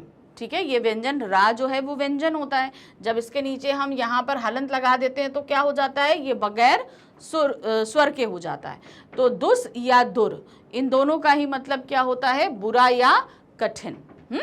यहाँ पर क्या है, दुर्घटना, यहाँ पर आया दुर, रा चला गया ऊपर और बन गया घटना। याद रखना, सा आधा सा बनेगा और रा हमेशा क्या चला जाएगा, शिरोरेखा के ऊपर चला जाएगा। शिरोरेखा तो आप लोग को पता होगी ना, ये जो ऊपर लाइन खींचती है इसको शिरोरेखा बोलते हैं हिंदी में। तो यहाँ पर घटना है और रा चला गया ऊपर। यहाँ पर दुराग्रह, दुर प्लस आग्रह, अब आ रा के साथ जुड़ गया है। ठीक है, यहाँ पर संधि देखना क्या है, दुराग्रह, तो यहाँ पर क्या था, दुर, ये था, प्लस क्या हुआ, आग्रह। तो यहां पर संधि किस तरीके से हुई, दा का दू ले लिया, ये रा यहां पर लिया, आग्रह का बड़ा आ है, बड़ा है तो बड़ा आ की मात्रा यहां लग जाएगी और ये हो जाएगा ग्रह। ठीक है, समझ में आया? तो संधियां जरूरी है आपके लिए पढ़ना। दुराग्रह, दुस्साहस, साहस के साथ दुस लग गया। फिर आते हैं दुष्कर। अब यहां पर सा का स्वरूप बदल गया, जो सा था वो क्या बन गया, षटकोण वाला सा। फिर हो गया दुर्बल, दुर्नाम, दुर्दिन, दुर्भाग्य, दुस्साध्य। फिर आ गया दुष्कर्म, दुशासन, दुर्दशा, दुर्गुण।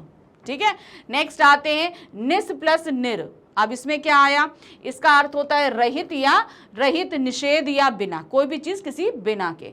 यहां पर है निर्जन, निर्दय, निर्मल, निर्वाह, निर्भय, निर्धन, नियति, निष्काम, निष्कपट, निश्छल, निस्तेज, निश्चय, निश्छल, निसंदेह, निराभिमानी, निर प्लस अभिमानी, निराशय, निर प्लस आशा, निष्कलंक, निरोग, निर्विघ्न, निरपराध, निर्जीव। देखा ना कितने सारे बन रहे हैं। तो आपको ये सारी चीजें ध्यान रखनी है। ठीक है, आगे बढ़, आगे है हमारे पास है नेक्स्ट 12 है नी। ठीक है, कौन सा है, नी, और इसका मतलब होता है नीचे या निषेध। ठीक है, अब यहाँ पर क्या आया, यहाँ आया निरोध, निवास, नियोग, निवारण। ठीक है, आवरण का हो जाएगा यहाँ पर निवारण, निषेध, निबंध, निपात, नियम, निकृष्ट, नियुक्त, निरूपण, निगमन, निहार। ठीक है, फिर हम आ जाते हैं कौन सा नेक्स्ट, परा।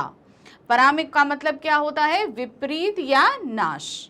ठीक है, यहां पर क्या है, पराजय, पराभव, पराक्रम, परामर्श, पराधीन, पराभूत, परास्त, पराकाष्ठा, पराशय।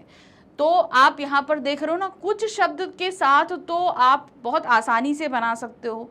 यहाँ पर देखिए एक क्वेश्चन ऐसा भी आएगा जहाँ पर आपको दे दिया जाएगा, मान लीजिए नी दे दिया गया, इस उपसर्ग से 5 शब्द बनाइए। ठीक है, इस उपसर्ग के साथ 5 जो है शब्द बनाइए, तब आपको ये सारे शब्द आने चाहिए बनाने के लिए। ठीक है ना, तो इसीलिए इतने सारे शब्द मैं आपको करा रही हूँ ताकि आप आसानी से कर सको। फिर आते हैं परी। परी के मतलब क्या होता है, चारों ओर। क्या है, परिणाम, परिक्रमा, परीक्षा, परिचालक, परिष्कार, परिकल्पना, परिचायक, परिपक्व, परिपूर्ण, परिचय, परिणय, परिवर्तन, पर्यटन, परिधि, परिवार। देख रहे हैं आप, तो बहुत सारी ऐसी चीज़ें हैं जिन्हें आपको देखिए, जब उपसर्ग आप पढ़ो ना तो ये मत करना, रश मत करना कि एक ही दिन में आप सारे पढ़ डालो। एक दिन में आप 5 उपसर्ग पढ़ना।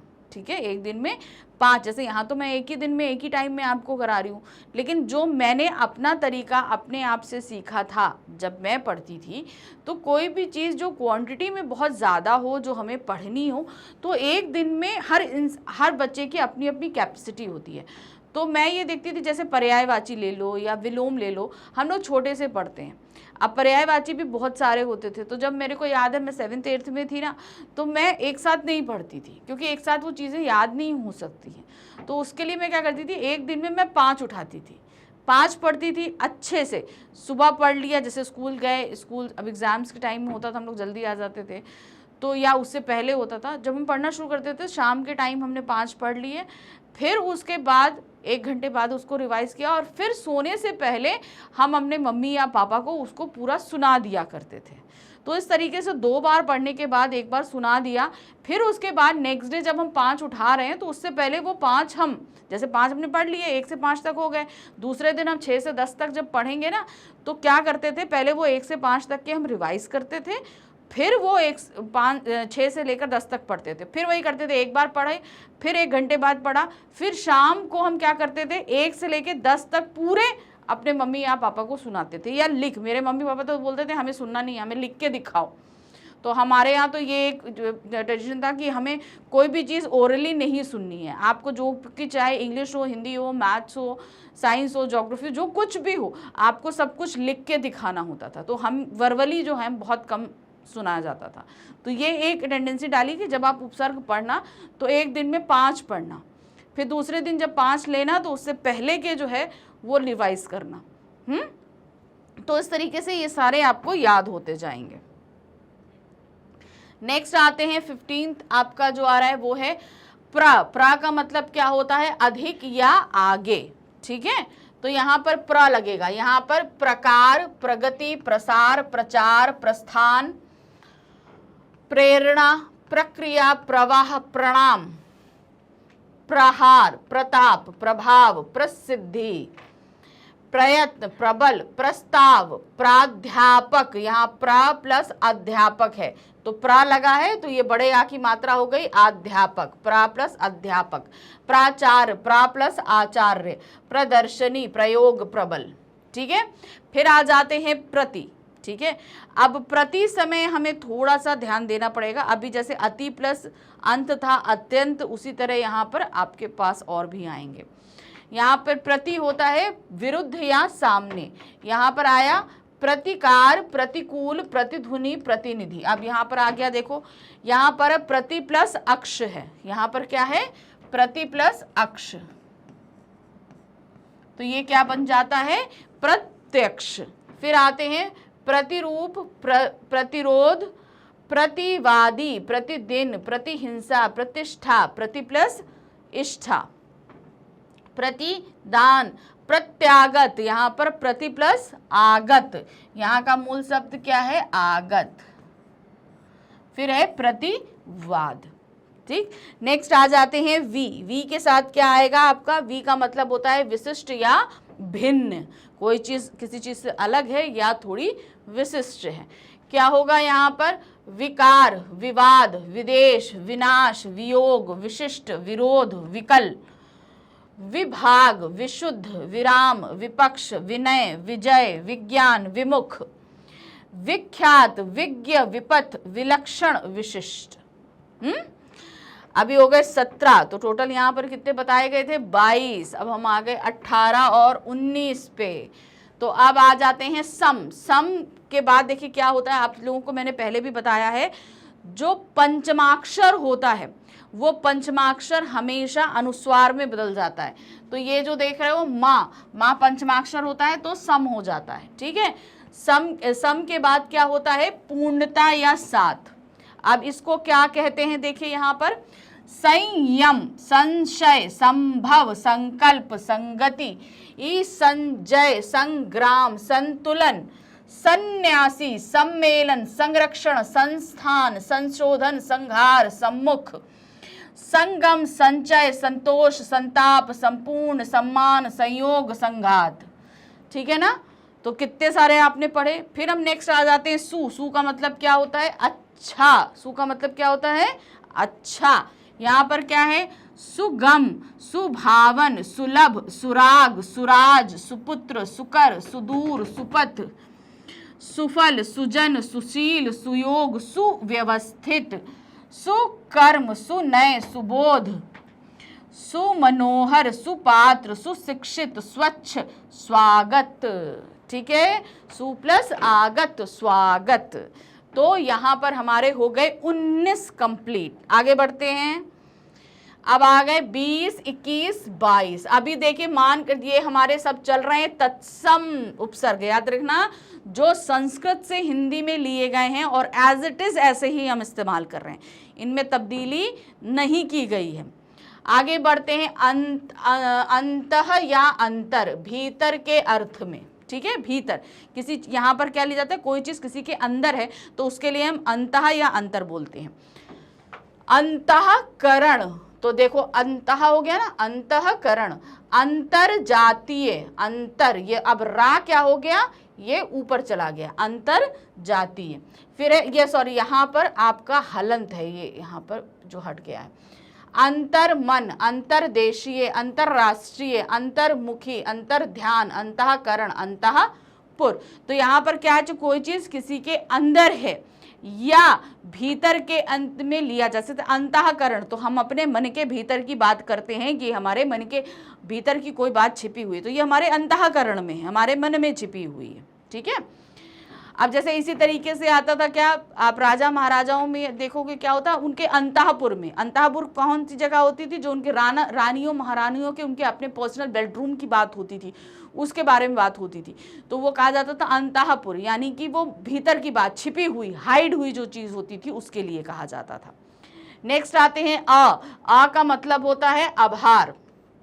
आभार का मतलब आप मान लो हम किसी को बहुत ज़्यादा मतलब एक बोलते हैं ना कि नहीं हम आपका आभार, यानी कि बहुत बहुत आपका उपकार कि आप हमारे यहाँ आए, तो उस तरीके से हम किसी को बहुत ज़्यादा ग्रीट कर रहे हैं उसके लिए आ जाएगा। जैसे यहाँ पर है अज्ञान, अविद्या, अभाव, अकाल, अबाध, असाध्य, अधर्म, अहिंसा, अचर, अगम्य, अन्याय, असुंदर। ठीक है। नेक्स्ट आते हैं अधः।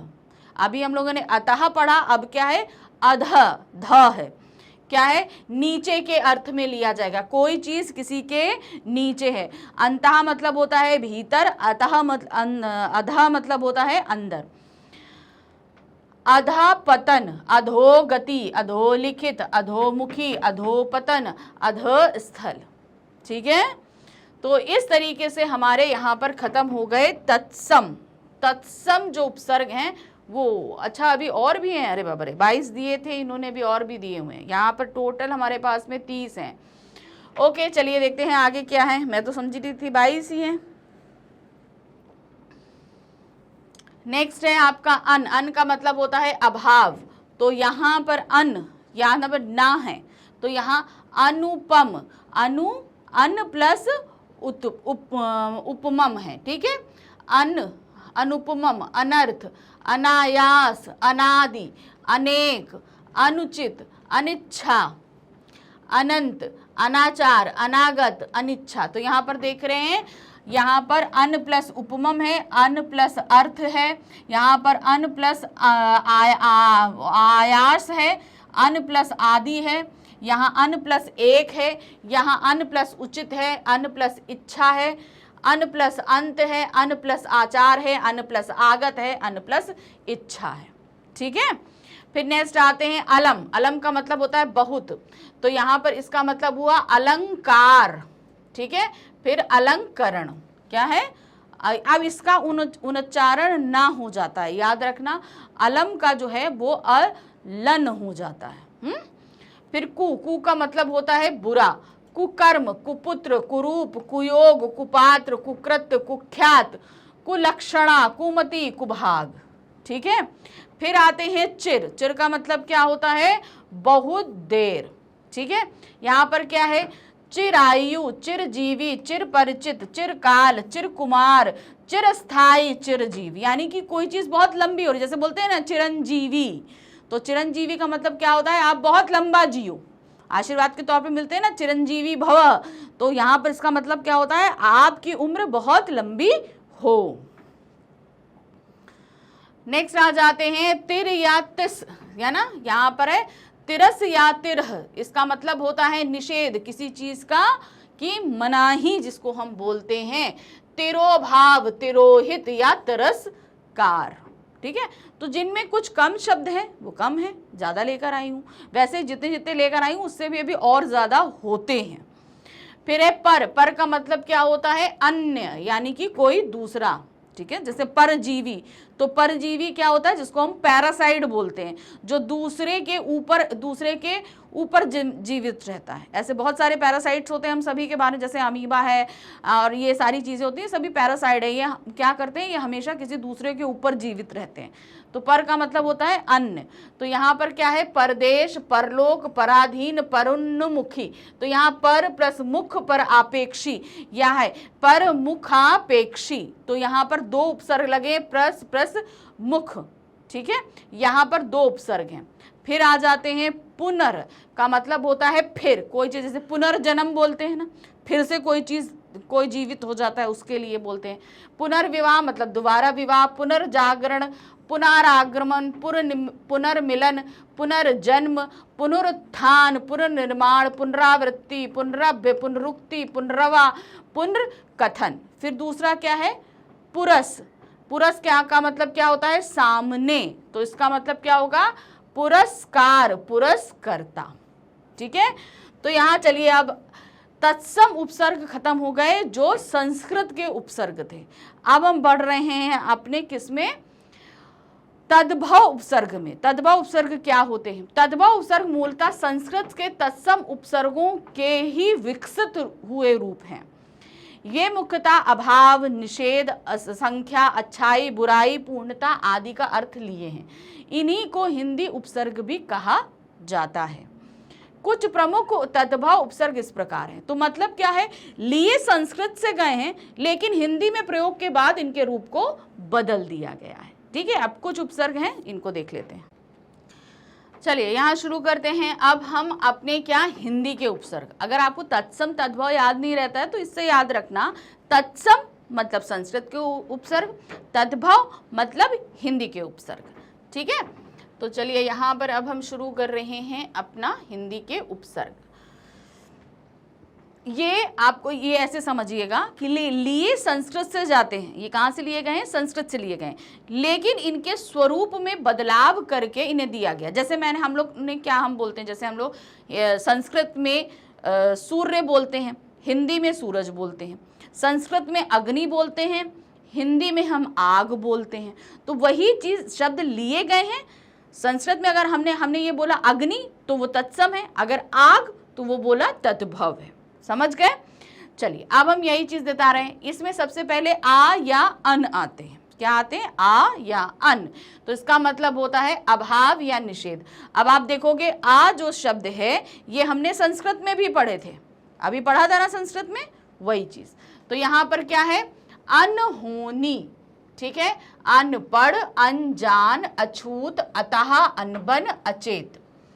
अनमोल, अलग, अटल, अभागा, अनपढ़, अमोल, अजर, अजान, अनसुनी, अनकहा, अनबोला। तो यहाँ पर देख रहे हैं आ भी आ रहा है, अन भी आ रहा है। जैसे यहाँ अन आया तो यहाँ अन देखिए, अनहोनी, अनपढ़, अनजान। अब यहाँ छूत के साथ क्या लग गया? आ लग गया। ठीक है, तो आपने यहाँ चीज को ध्यान दिया। जब हम संस्कृत में बना रहे थे तो आ से शब्द दूसरे बन रहे थे, लेकिन हिंदी में जब बना रहे हैं तो इनसे दूसरे शब्द बन रहे हैं। जैसे आप चलो देख ही लेते हैं ताकि आपको क्लियर हो जाए। यहाँ पर जैसे हमने ये आ उपसर्ग लिया है, अभी हमने यहाँ पर देखिए संस्कृत में भी आ उपसर्ग लिया हुआ है, ये देखिए। ठीक है, अब यहाँ अज्ञान, अविद्या, अभाव, अकाल, अबाध, असाध्य, अधर्म, अहिंसा, अचर, अगम्य, अन्याय, असुंदर लिया। अब हिंदी में हमने उसको क्या लिया? देखिए, अनहोनी, अनपढ़, अनजान, अछूत, अतः, अनबन, अचेत, अनमोल, अलग, अटल, अभागा, अनपढ़, अमोल, अजर, अजान, अनजान, अनसुनी, अनकहा, अनबोला। कोई भी शब्द देखिए संस्कृत से इसमें अलग अलग है कि नहीं है? है ना? तो यही फर्क मैं आपको बता रही हूं कि ये कुछ शब्द जो हैं वो अलग अलग आते हैं। अब यहाँ पर जैसे उन आया, उनका मतलब होता है कम। ठीक है, 59, 69, 39। अब क्या होता है? 59, 60, यानी कि देखो 59 का, अब यहाँ पर इन्होंने बोला कम, तो कम का मतलब 59, 60 में एक कम 59। फिर क्या है? 69, 69 मतलब 69 के बाद 70 आता है, तो 69 यानी कि 70 में एक कम। 39, 39 मतलब 40 में एक कम। हुआ ना? तो ये हुआ कम, उनका मतलब कम होता है। फिर नेक्स्ट आते हैं औ का मतलब यहाँ पर क्या दिया गया है आपका? कुछ नहीं है। हम ऐसे ही रूप में ले लेते हैं, अवगुण, अवघट, अवतार। फिर का या कु, इसका मतलब होता है बुरा, कपूत। अब यहाँ पर कुपूत भी हो सकता है, कुपूत तो शब्द बनता नहीं है, सुपूत बनता है, कपूत बनता है। फिर क्या है? कुचाल, कुढंग, कुलक्षण, कुरूप। फिर आते हैं नी का मतलब क्या होता है? रहित, यानी कि कोई चीज किसी चीज के बिना है, तो वो आपका क्या हो जाएगा? रहित। तो जैसे यहाँ पर आप देख रहे हो क्या है? निडर, निपूता, निहत्ता, निकम्मा, निधड़क।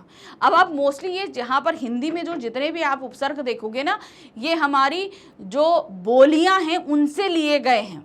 ये जो एक ऑथेंटिकल जो चीज़ें होती हैं उनसे नहीं, क्योंकि हिंदी काफ़ी हद तक हमारी बोली जाने वाली बोलियों के ही शब्दों से प्रचुर मात्रा में इतना बड़ा शब्द ग्रंथ बना है। तो ये आप जैसे देखो यहाँ पर क्या है? निहत्ता, निकम्मा, निधड़क। तो ये हम अक्सर आप ये देखते होंगे कि हम अपनी लोकल लैंग्वेजेस में ये इन शब्दों का इस्तेमाल करते हैं। फिर आते हैं पर। पर का क्या होता है? पर दादा, पर नाना, पर पोता, ठीक है, मान लें उसके ऊपर भी जो होते हैं, पिताजी के पिताजी। फिर क्या है? सा या सु, इसका मतलब होता है अच्छा, सुजान, सुडौल, सुधड़, सुपूत, सहित, सुफल, सचेत, सकाम। तो सा भी होगा और सु भी होगा। फिर आते हैं अध। अध मतलब आधा, कोई चीज क्या चीज हुई? आधा, किसी चीज का आधा। जैसे अध कचरा, अध कचरा जिसको बोलते हैं। अध पका, अध जला, अध मरा, यानी कि आधा मरा है आधा जिंदा है, आधा मरा हो गया। आधा पका है आधा कच्चा है। बोलते हो ना कभी कभी कोई चीज, जैसे चावल कभी कभी अगर जल्दी उतार दो कैसे आधा पका सा हो जाता है, तो हम बोलते हैं मम्मी ये आधा कच्चा है। तो उसको अगर हम सही लैंग्वेज में बोले तो क्या बोलेंगे? इसको हम अध पका है। नेक्स्ट आते हैं दू। दू का मतलब क्या होता है? यहाँ पर दुलारा, दुसाध्य, दुधारू, दुबला, ठीक है, बनाना इससे दुलारा, दुसाध्य, दुधारू, दुबला। फिर है वी। वी का मतलब होता है बिना। बिन, अच्छा यहाँ वी नहीं है, बी, बिन है, बिन, ठीक है, ये होगा बिन, ठीक है, इसका मतलब होता है बिना। बिन ब्याही, बिन मांगे, बिन जाने, बिन खाए, यानी कि बिना। बिन ब्याही मतलब बिना ब्याह के, जिसका ब्याह ना हुआ हो। बिना मांगे, बिन मांगे मतलब बिना मांगे ही कोई चीज़ मिल जाए, मैंने तो इतनी की कामना करी थी मगर ये तो बिन मांगे ही हमें मिल गई, तो हम क्या बोलेंगे? बिन मांगे। भर। भर का मतलब क्या होता है? पूरा, तो इसका मतलब क्या है? भर पेट, भरसक, भरपूर, भरमार। फिर आते हैं चौ। चौ का मतलब क्या होता है? चार। चौपाई, चौमासा, चौराहा, चौकन्ना, चौपाया, ठीक है। तो आगे बढ़े। फिर अब हम आ गए आगत या विदेशी उपसर्ग में। अब ध्यान देना, आगत का मतलब मैंने आपको पहले ही बताया कि हमारे देश में बहुत से बाहरी देशों ने भी आकर अपनी काफ़ी टाइम तक रहे, उनकी सत्ता रही, जिसकी वजह से क्या हुआ कि हमारी भाषा, हमारी जो भाषा है उसमें वो शब्द स्वतः ही आ गए। हमने ये जानबूझकर नहीं लिए, लेकिन अपने आप आ गए। जैसे मैंने आपको बताया कि मान लीजिए आप पंजाबी हैं और अगर आप कुछ टाइम के लिए बंगाल में जाकर रहें तो वो बंगाली शब्दों को आप सीख जाते हैं, धीरे धीरे वो आपकी बोली में आ जाते हैं और आप उसे बोलने लगते हैं, ठीक है। तो इस तरीके से क्या होता है कि हम जो है उससे बहुत ज़्यादा हैबिचुअल हो जाते हैं, हमें ये नहीं लगता कि ये दूसरी लैंग्वेज है। तो चलिए देखते हैं जो उपसर्ग विदेशी भाषाओं से हिंदी में आए हैं। अब ये विदेशी भाषाएं कौन कौन सी हैं? अरबी, फारसी, अंग्रेजी और फ्रांसीसी। वैसे तो बहुत सारे से लिए हैं, जैसे अरबी फारसी लिया है, ये किस अरबी फारसी से कौन सी भाषा बनती है? उर्दू भाषा बनती है। तो अगर आप उर्दू के उपसर्ग बोलो या अरबी भाषा के उपसर्ग बोलो एक चीज़ है। अंग्रेजी के उपसर्ग आएंगे, फ्रांसीसी उपसर्ग आए, बहुत सारी भाषाएं हमारे देश में, बहुत सारे लोग आए जो बाहर से, जिनमें आप देखेंगे तुर्क आए, तुर्की आए, फिर तुर्की भी मोस्टली अरबी फारसी भाषा ही इस्तेमाल करते थे, पुर्तगाली आए, फ्रांसीसी आए, फिर अंग्रेज़ आए। तो इस तरह की इनकी भाषाओं के जो शब्द थे वो हमारी भाषा में आए हैं। तो जो भी लिए जाते हैं वो इन्हीं भाषाओं से लिए जाते हैं और इनको हम आगत शब्द भी कहते हैं। और इन्हीं के जो हम उपसर्ग लेंगे वो क्या कहलाएंगे? आगत उपसर्ग कहलाएंगे। तो चलिए सबसे पहले हम देखने जा रहे हैं अरबी फारसी के उपसर्ग। कौन सी भाषा हम पहले देख रहे हैं? अरबी और फारसी के। तो अब देखिएगा इसमें बहुत सारे ऐसे शब्द हैं ना जो हम लोग अपनी डेली रूटीन की लाइफ में बोलते हैं, मगर वो ना हिंदी के हैं ना वो संस्कृत के। सही मायने में मैं बताऊं तो जब मैं पहली बार मैंने उपसर्ग पढ़े थे, फर्स्ट टाइम जब हम पढ़ते थे, आई थिंक 6th या 7th में मैंने फर्स्ट टाइम पढ़े होंगे, तो मुझे ये पता ही नहीं था कि हम अपनी डेली रूटीन की भाषा में इतने ज़्यादा अरबी फारसी शब्दों का इस्तेमाल करते हैं। हाँ, हम ये बोलते हैं कि हम हिंदी बोल रहे हैं, लेकिन उसमें से बेसिकली कितने सारे जो हैं हम बाहरी भाषाओं के शब्दों का इस्तेमाल करते हैं। सबसे पहला उपसर्ग है ब। ब, यहाँ व नहीं है, ये क्या है? ब है, ठीक है। वो अब टाइपिंग एरर हो जाता है ना, अब हम लोग लिखते हैं तो मिस्टेक होती है, उसी तरह टाइपिंग एरर्स भी होते हैं कि नहीं होते, तो इसीलिए आपको कभी कभी स्लाइड्स पे थोड़ी मिस्टेक्स भी दिख जाती हैं। फिर क्या है? ब का मतलब होता है के साथ या स, ठीक है। बगैर, बगैर, बदौलत, बखूबी, बनाम। देखिए हमने क्या बोलते हैं, इसमें से कितने शब्द बोलते हैं? बगैर शब्द अक्सर हम इस्तेमाल करते हैं ना। फिर आ जाते हैं बा, यहाँ वा नहीं है, यहाँ पर है बा। मैं सही कर दूं थोड़ा सा, बे, ठीक है। यहाँ पर है बा, बा का मतलब होता है साथ से। क्या है? बाकायदा, बाअदब, बावजूद, ठीक है। अब इसमें हम क्या, आपने मेरे मुंह से अक्सर ये शब्द सुना होगा बाकायदा। मैं ये वर्ड काफ़ी इस्तेमाल करती हूँ क्योंकि बेसिकली जो मेरी लैंग्वेज रही है वहाँ पर ये उर्दू फारसी शब्द ज़्यादा इस्तेमाल किए जाते हैं, ठीक है। अब हम आ जाते हैं बे। बे का मतलब क्या होता है? बिना। यहाँ पर है बेघर, बेहोश, बेसमझ, बेईमान, बेवफा, बेरहम, बेगुनाह, बेअदब, बेखटके, बेदाग, बेबुनियाद, बेइज्जत, बेकसूर। अब आप देखना इसमें से कितने शब्द आप अक्सर इस्तेमाल करते हैं। फिर है बद। बद का मतलब क्या होता है? बुरा, यानी कि यहाँ पर बदनाम, बदमाश, बदचलन, बदतमीज, बदसूरत, बदहजमी, बदकिस्मत, बदबू। इसमें तो बहुत सारे शब्द हम लोग अपनी रूटीन लाइफ में इस्तेमाल करते हैं कि नहीं करते हैं? ठीक है, चलिए आगे आते हैं। फिर आगे नंबर 5, खुश। खुश, खुश का मतलब क्या होता है? अच्छा। तो यहाँ पर खुश का मतलब अच्छा, यहाँ पर है खुश किस्मत, खुशहाल, खुश नसीब, खुश मिजाज, खुश दिल, ठीक है। फिर आते हैं ना। ना के लिए हम क्या इस्तेमाल करते हैं? इसका अर्थ होता है अभाव, किसी चीज का अभाव। क्या हो जाएगा यहाँ पर? नालायक, नाकाराज, ठीक है, नाराज, नासमझ, नाउमीद, नाबालिग, नापसंद, नाचीज। फिर आते हैं गैर। गैर का मतलब क्या होता है? भिन्न। गैर का मतलब क्या होता है? भिन्न।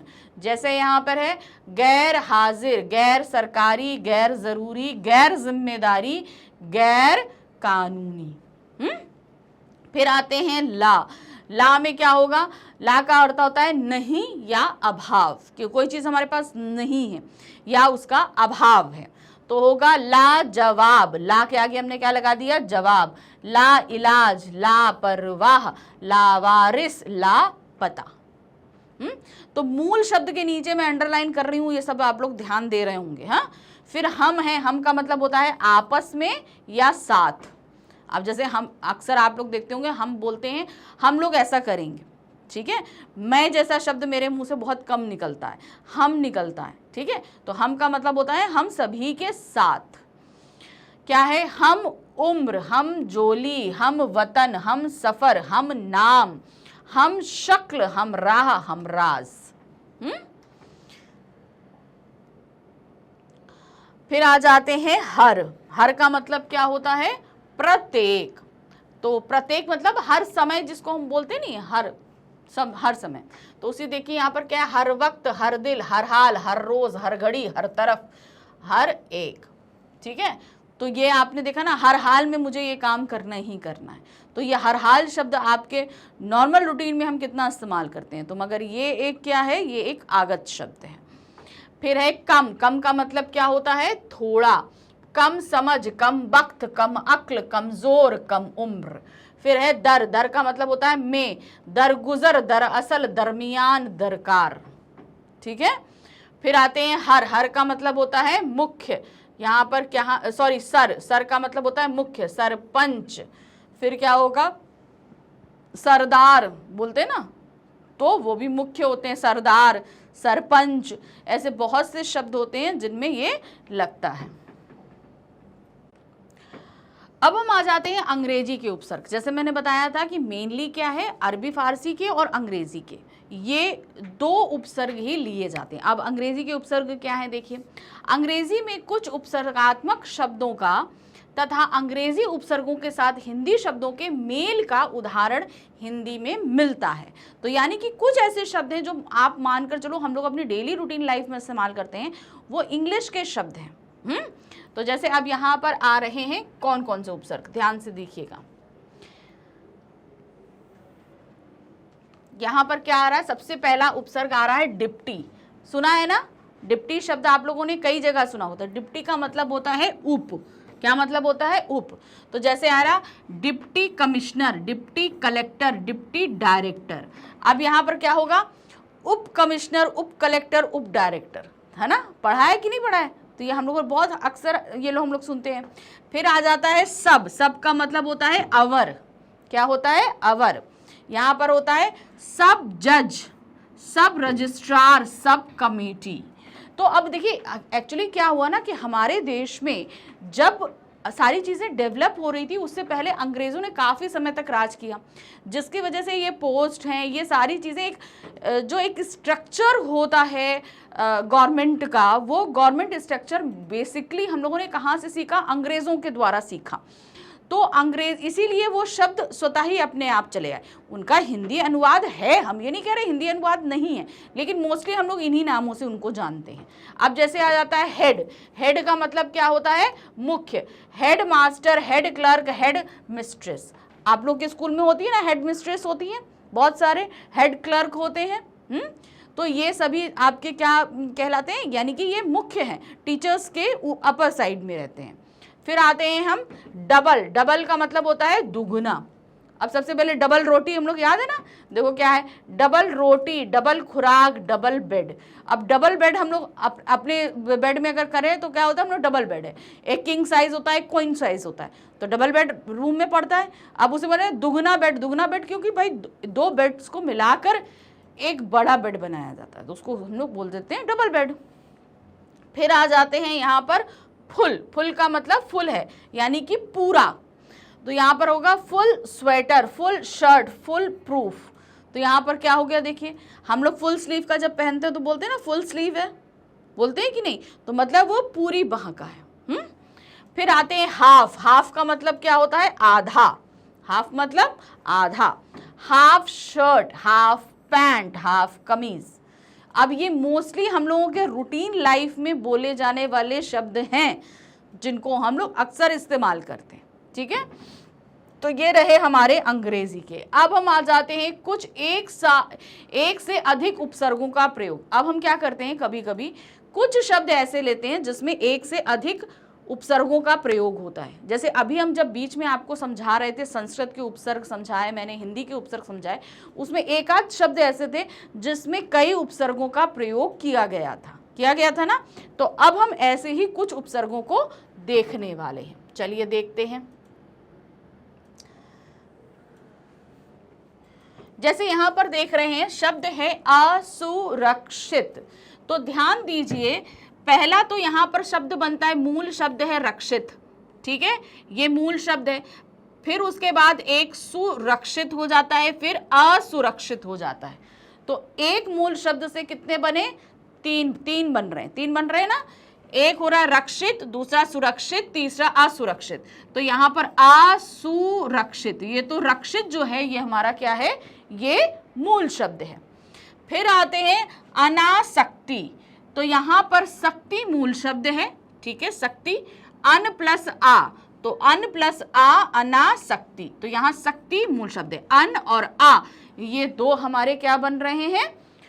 दो क्या कहते हैं? उपसर्ग आ रहे हैं। अब यहां पर देखो आसक्ति। आसक्ति शब्द सुना है आपने? आसक्ति, अनासक्ति, ठीक है? तो मोस्टली क्या होता है ना, जैसे हमने बोला रक्षित, रक्षित इसका विलोम क्या होगा? असुरक्षित, ठीक है? यहाँ पर क्या है? सुरक्षित, असुरक्षित विलोम होंगे मोस्टली जो है ना। ऐसे बहुत से सारे शब्द आप यहाँ पर देखोगे जो अपोजिट होंगे। जैसे यहाँ पर आसक्ति का अपोजिट क्या है? अनासक्ति, ठीक है? फिर आते हैं अत्याचार। अति प्लस आ प्लस चार, ठीक है? चार मूल शब्द है। आ एक उपसर्ग लगा और दूसरा क्या लगा? अति। तो यहाँ पर आ प्लस चा क्या हो जाता है? आचार। उसमें अति जोड़ देते हैं तो क्या हो जाता है? अत्याचार। तो ये भी ध्यान से देखिए क्योंकि इनसे भी शब्द आ सकते हैं ना। फिर आ जाते हैं अप्रत्यक्ष। तो यहाँ पर देखिए क्या है? एक है आ प्रति प्लस अक्ष, तो अति प्लस प्रा क्या होगा? प्रत्यक्ष। अब उसमें हम आ जोड़ देंगे तो क्या हो जाएगा? अप्रत्यक्ष हो गया ना। देखिए यहाँ पर प्रति प्लस अक्ष अगर हम जोड़ रहे हैं तो क्या बन रहा है? प्रत्यक्ष। उसमें आ जोड़ देंगे, अप्रत्यक्ष हो जाएगा। प्रत्यक्ष का मतलब होता है डायरेक्टली, अप्रत्यक्ष का मतलब होता है इनडायरेक्टली। अगर उसका सही अपोजिट निकालते हैं तो प्रत्यक्ष का परोक्ष होता है, लेकिन अप्रत्यक्ष भी उस जगह बैठता है। फिर होते हैं अनियंत्रित। तो अब यहां पर दो कैसे आए, देखो यहां पर यहां पर थोड़ा मिसप्रिंटिंग हो गई है। यहां पर अनि प्लस यंत्रित, यहां पर जो है ये यंत्रित, ठीक है।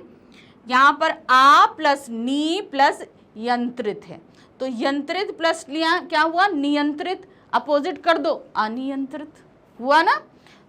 फिर आ जाते हैं अप्रत्याशित, ठीक है। अप्रत्याशित मतलब जिसे हमने एक्सपेक्ट नहीं किया हो, अनएक्सपेक्टेड जिसे हम बोलते हैं।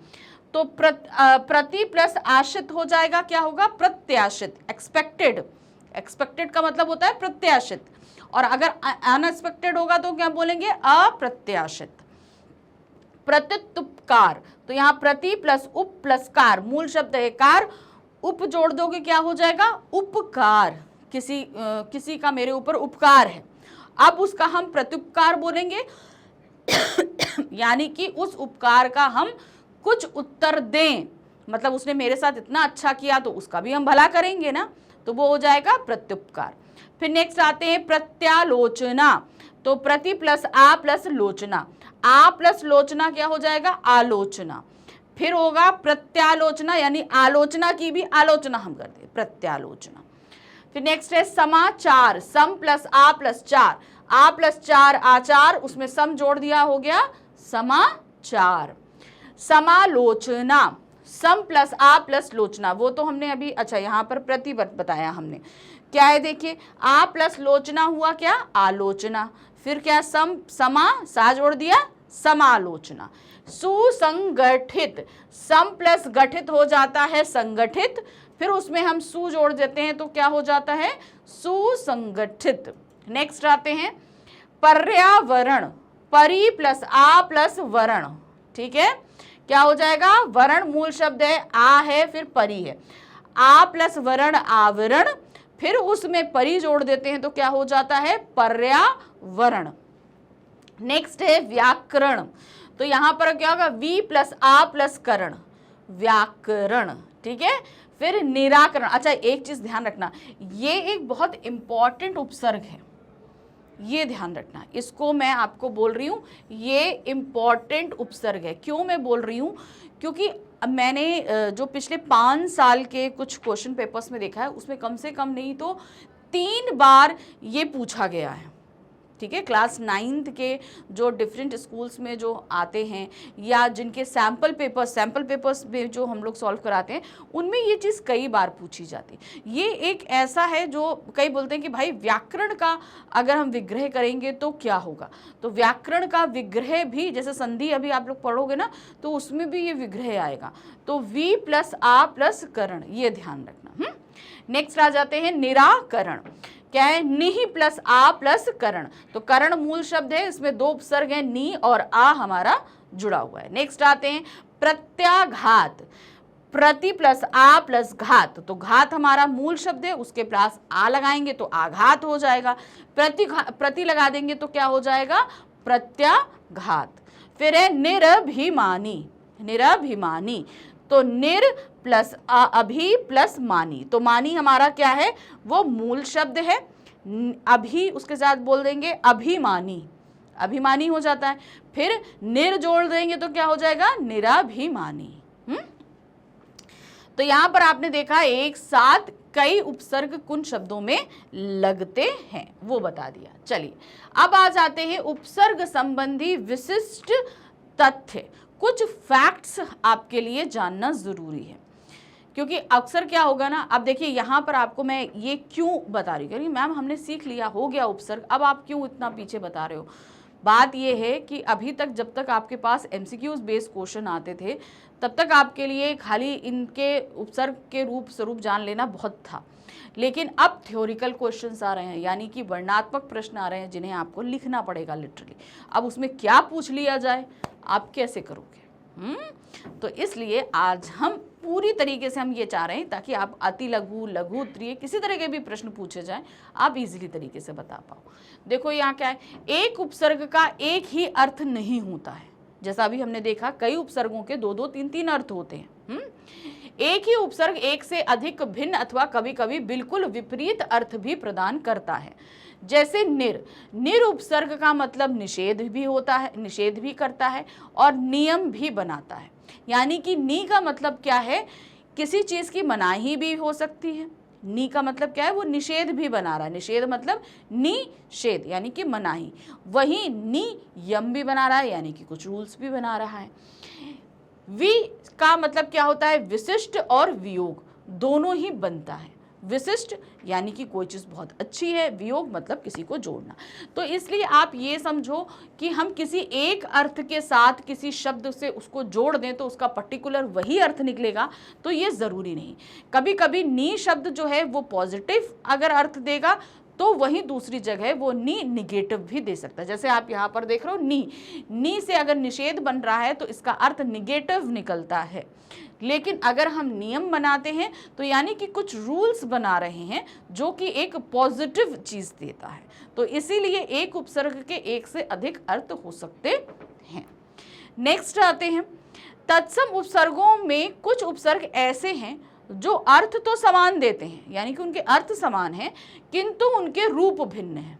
अब कैसे रूप भिन्न है, जैसे दुर है, दुष है। अब इनका अर्थ एक है लेकिन अगर इनके मूल रूप को देखो तो अलग अलग हो जाता है। जैसे दुर्जन हो जाएगा, दुस्साहस हो जाएगा। हुआ कि नहीं हुआ, जबकि दुर का मतलब दूर होता है। अब जैसे यहाँ पर दुर दुस दुष हो गया, निर निश नी हो गया, शा ई ता छा से बनने वाले क्रमशः शब्द आ रहे हैं। जैसे यहाँ पर दुर से बन रहा है दुर्भाग्य, दुष से बन रहा है दुस्साहस, दुष से बन रहा है दुष्काम। लेकिन हम लेते क्या हैं, इसे एक ही अर्थ में लेते हैं, अर्थ इसका एक ही निकलता है जबकि इसका अपना ओरिजिनल रूप अलग अलग है। तो इसको आप जैसे हम लोग एकार्थी शब्द पढ़ते हैं, एकार्थी शब्द, तो उसमें क्या होता है, शब्द कई तरीके होंगे मगर उन सब के अर्थ एक ही निकलेंगे ना। और इसी तरीके से समानार्थी शब्द होते हैं जिनके समान अर्थ होते हैं, रूप अलग होते हैं। उत्थान, उच्छ्वास। अब उत्थान में क्या रहता है, आप देखो उत हो जाता है, यहाँ उच्च हो जाता है ना। शब्द उदाहरण रूप में प्रस्तुत किए जा सकते हैं। तीसरा हमारे पास तथ्य है, आवश्यक नहीं कि तत्सम, तद्भव या विदेशी उपसर्ग उसी कोटि के शब्दों के साथ प्रयुक्त हो। कहने का तात्पर्य क्या है, उपसर्ग जो है अगर मान लीजिए हिंदी का है तो मूल शब्द हम अरबी का भी ले सकते हैं, हम अंग्रेजी का भी ले सकते हैं। ऐसा भी ये नहीं है कि हमने उपसर्ग अगर उर्दू का लिया है तो मूल शब्द भी हम उर्दू का ही ले, ये ज़रूरी नहीं है। जैसे अप तत्सम उपसर्ग अपयश में भी है और अपजस में भी है। इसी प्रकार तद्भव उपसर्ग अनजान में भी है और अनवध में भी है। ठीक है ना, तो समझ में आया, ये तद्भव है, ये तत्सम है, अनवध तत्सम हो जाता है। उसी तरीके से यहाँ पर तत्सम अपयश तत्सम है जबकि अपजस जो है वो तद्भव है। अपजस बोलते हैं ना, अपजस यहाँ पर हमारी प्रादेशिक लैंग्वेज से हिंदी में आया हुआ है तो वो हिंदी का शब्द है। अपयस, अपयस क्या होता है, अपयस मतलब क्या होता है, आपकी बुराई चारों तरफ सो रही है। ये एक संस्कृत शब्द है लेकिन इसका अगर हम हिंदी रूप लेते हैं तो ये अपजस हो जाता है, होता है ना। तो अप यश में भी जुड़ा है, अपजस में भी। तो यहाँ पर तद्भव शब्द तत्सम में भी जुड़ सकते हैं।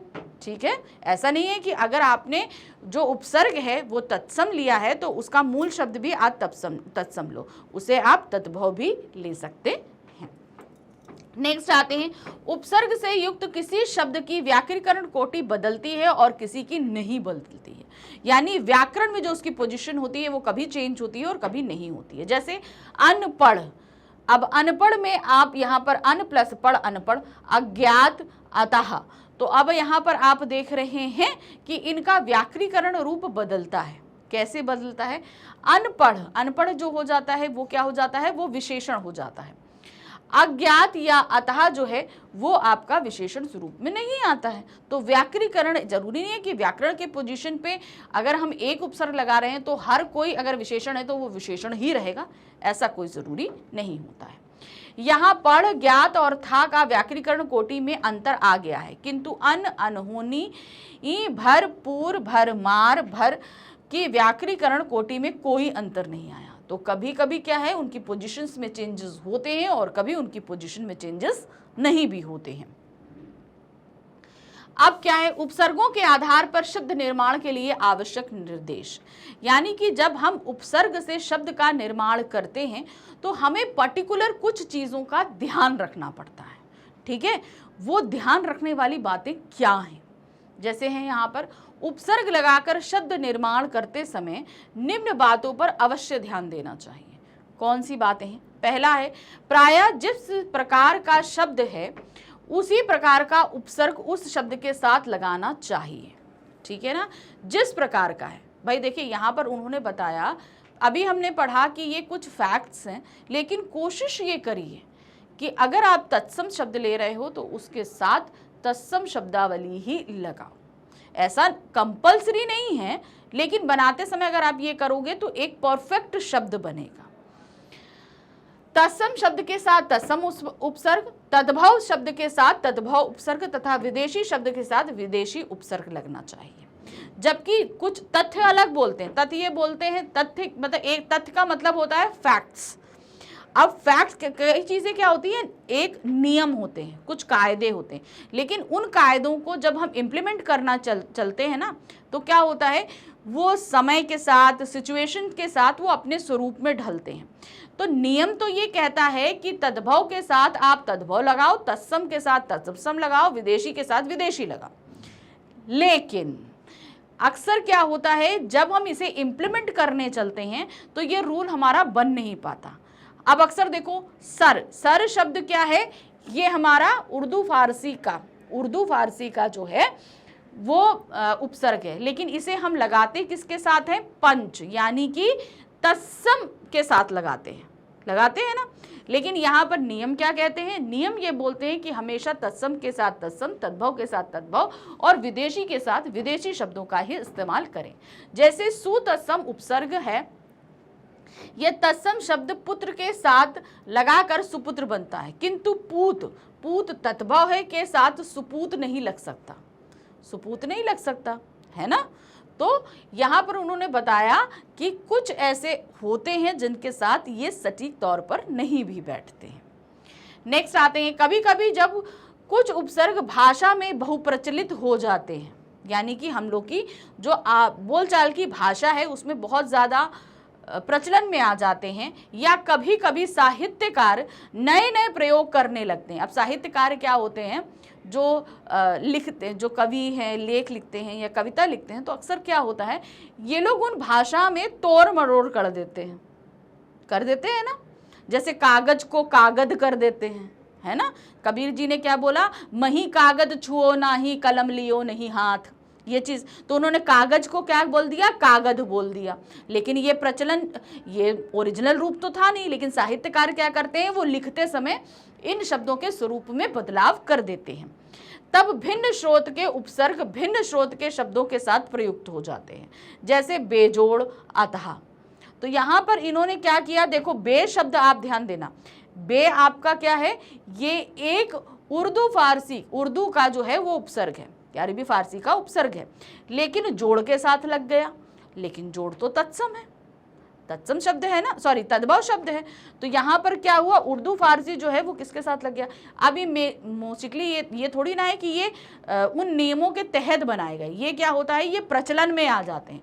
तो प्रचलन में आने की वजह से ये इस तरीके से बन जाते हैं। जैसे अपयश का अपजस हो गया, तो अपयश जो है वो सही तरीके से तद्भव शब्द, तत्सम शब्द है, लेकिन वो जो हम लोग आप बोलते हुई भाषा जो होती है ना, उससे वो अपजस हो गया। इसको आप ऐसे समझ सकते हो, जैसे क्या होता है ना, हम लोग के नाम रखे जाते हैं, नाम रखे गए, अब घर में प्यार से वो बिगड़ जाते हैं, बिगड़ जाते हैं, नहीं कि बुझाते हैं। अगर हम घर में आपका नाम रखा गया सुयश, तो आपको प्यार से सब अरे छुजस छुजस छुजस करके बोलने लगते हैं, बच्चों को प्यार से नहीं, तोतलाई भाषा में, तो वो नाम बिगड़ जाते हैं। तो उसी तरीके से होता है कि पर्टिकुलर कुछ शब्दों का निर्माण किया जाता है, लेकिन वो प्रचलन में आते आते आते उनका स्वरूप बदल जाता है। अब क्या दिया गया, उपसर्ग लगाकर शब्द निर्माण करते समय निम्न बातों का अवश्य ध्यान देना चाहिए।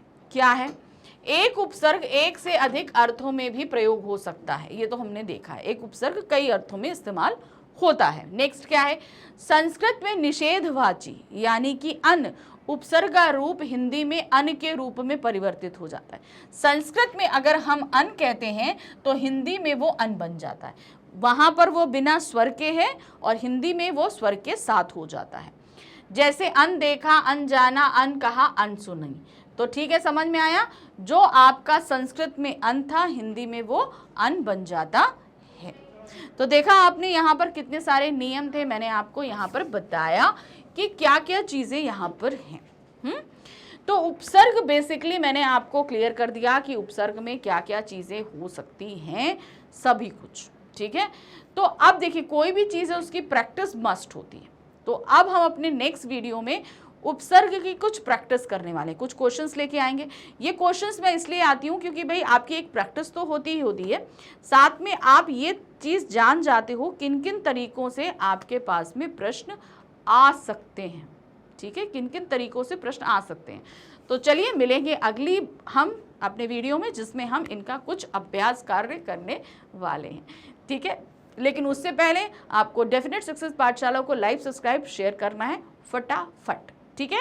तो जल्दी से आपने ये वीडियो देख लिया, पसंद आया, सारी चीज़ें अच्छी समझ में आ गई हैं, तो फटाफट लाइक सब्सक्राइब शेयर कीजिए, क्योंकि यहाँ पर आपको सभी सब्जेक्ट की online classes, live classes, study material, hand written notes और इनके साथ आपको डीपीपी मिल रहे हैं और उनके सोल्यूशंस भी हम दे रहे हैं, ताकि आपको जो क्वेश्चन आपके सामने आ रहे हैं उनका सही आंसर आपको पता होना चाहिए, ठीक है।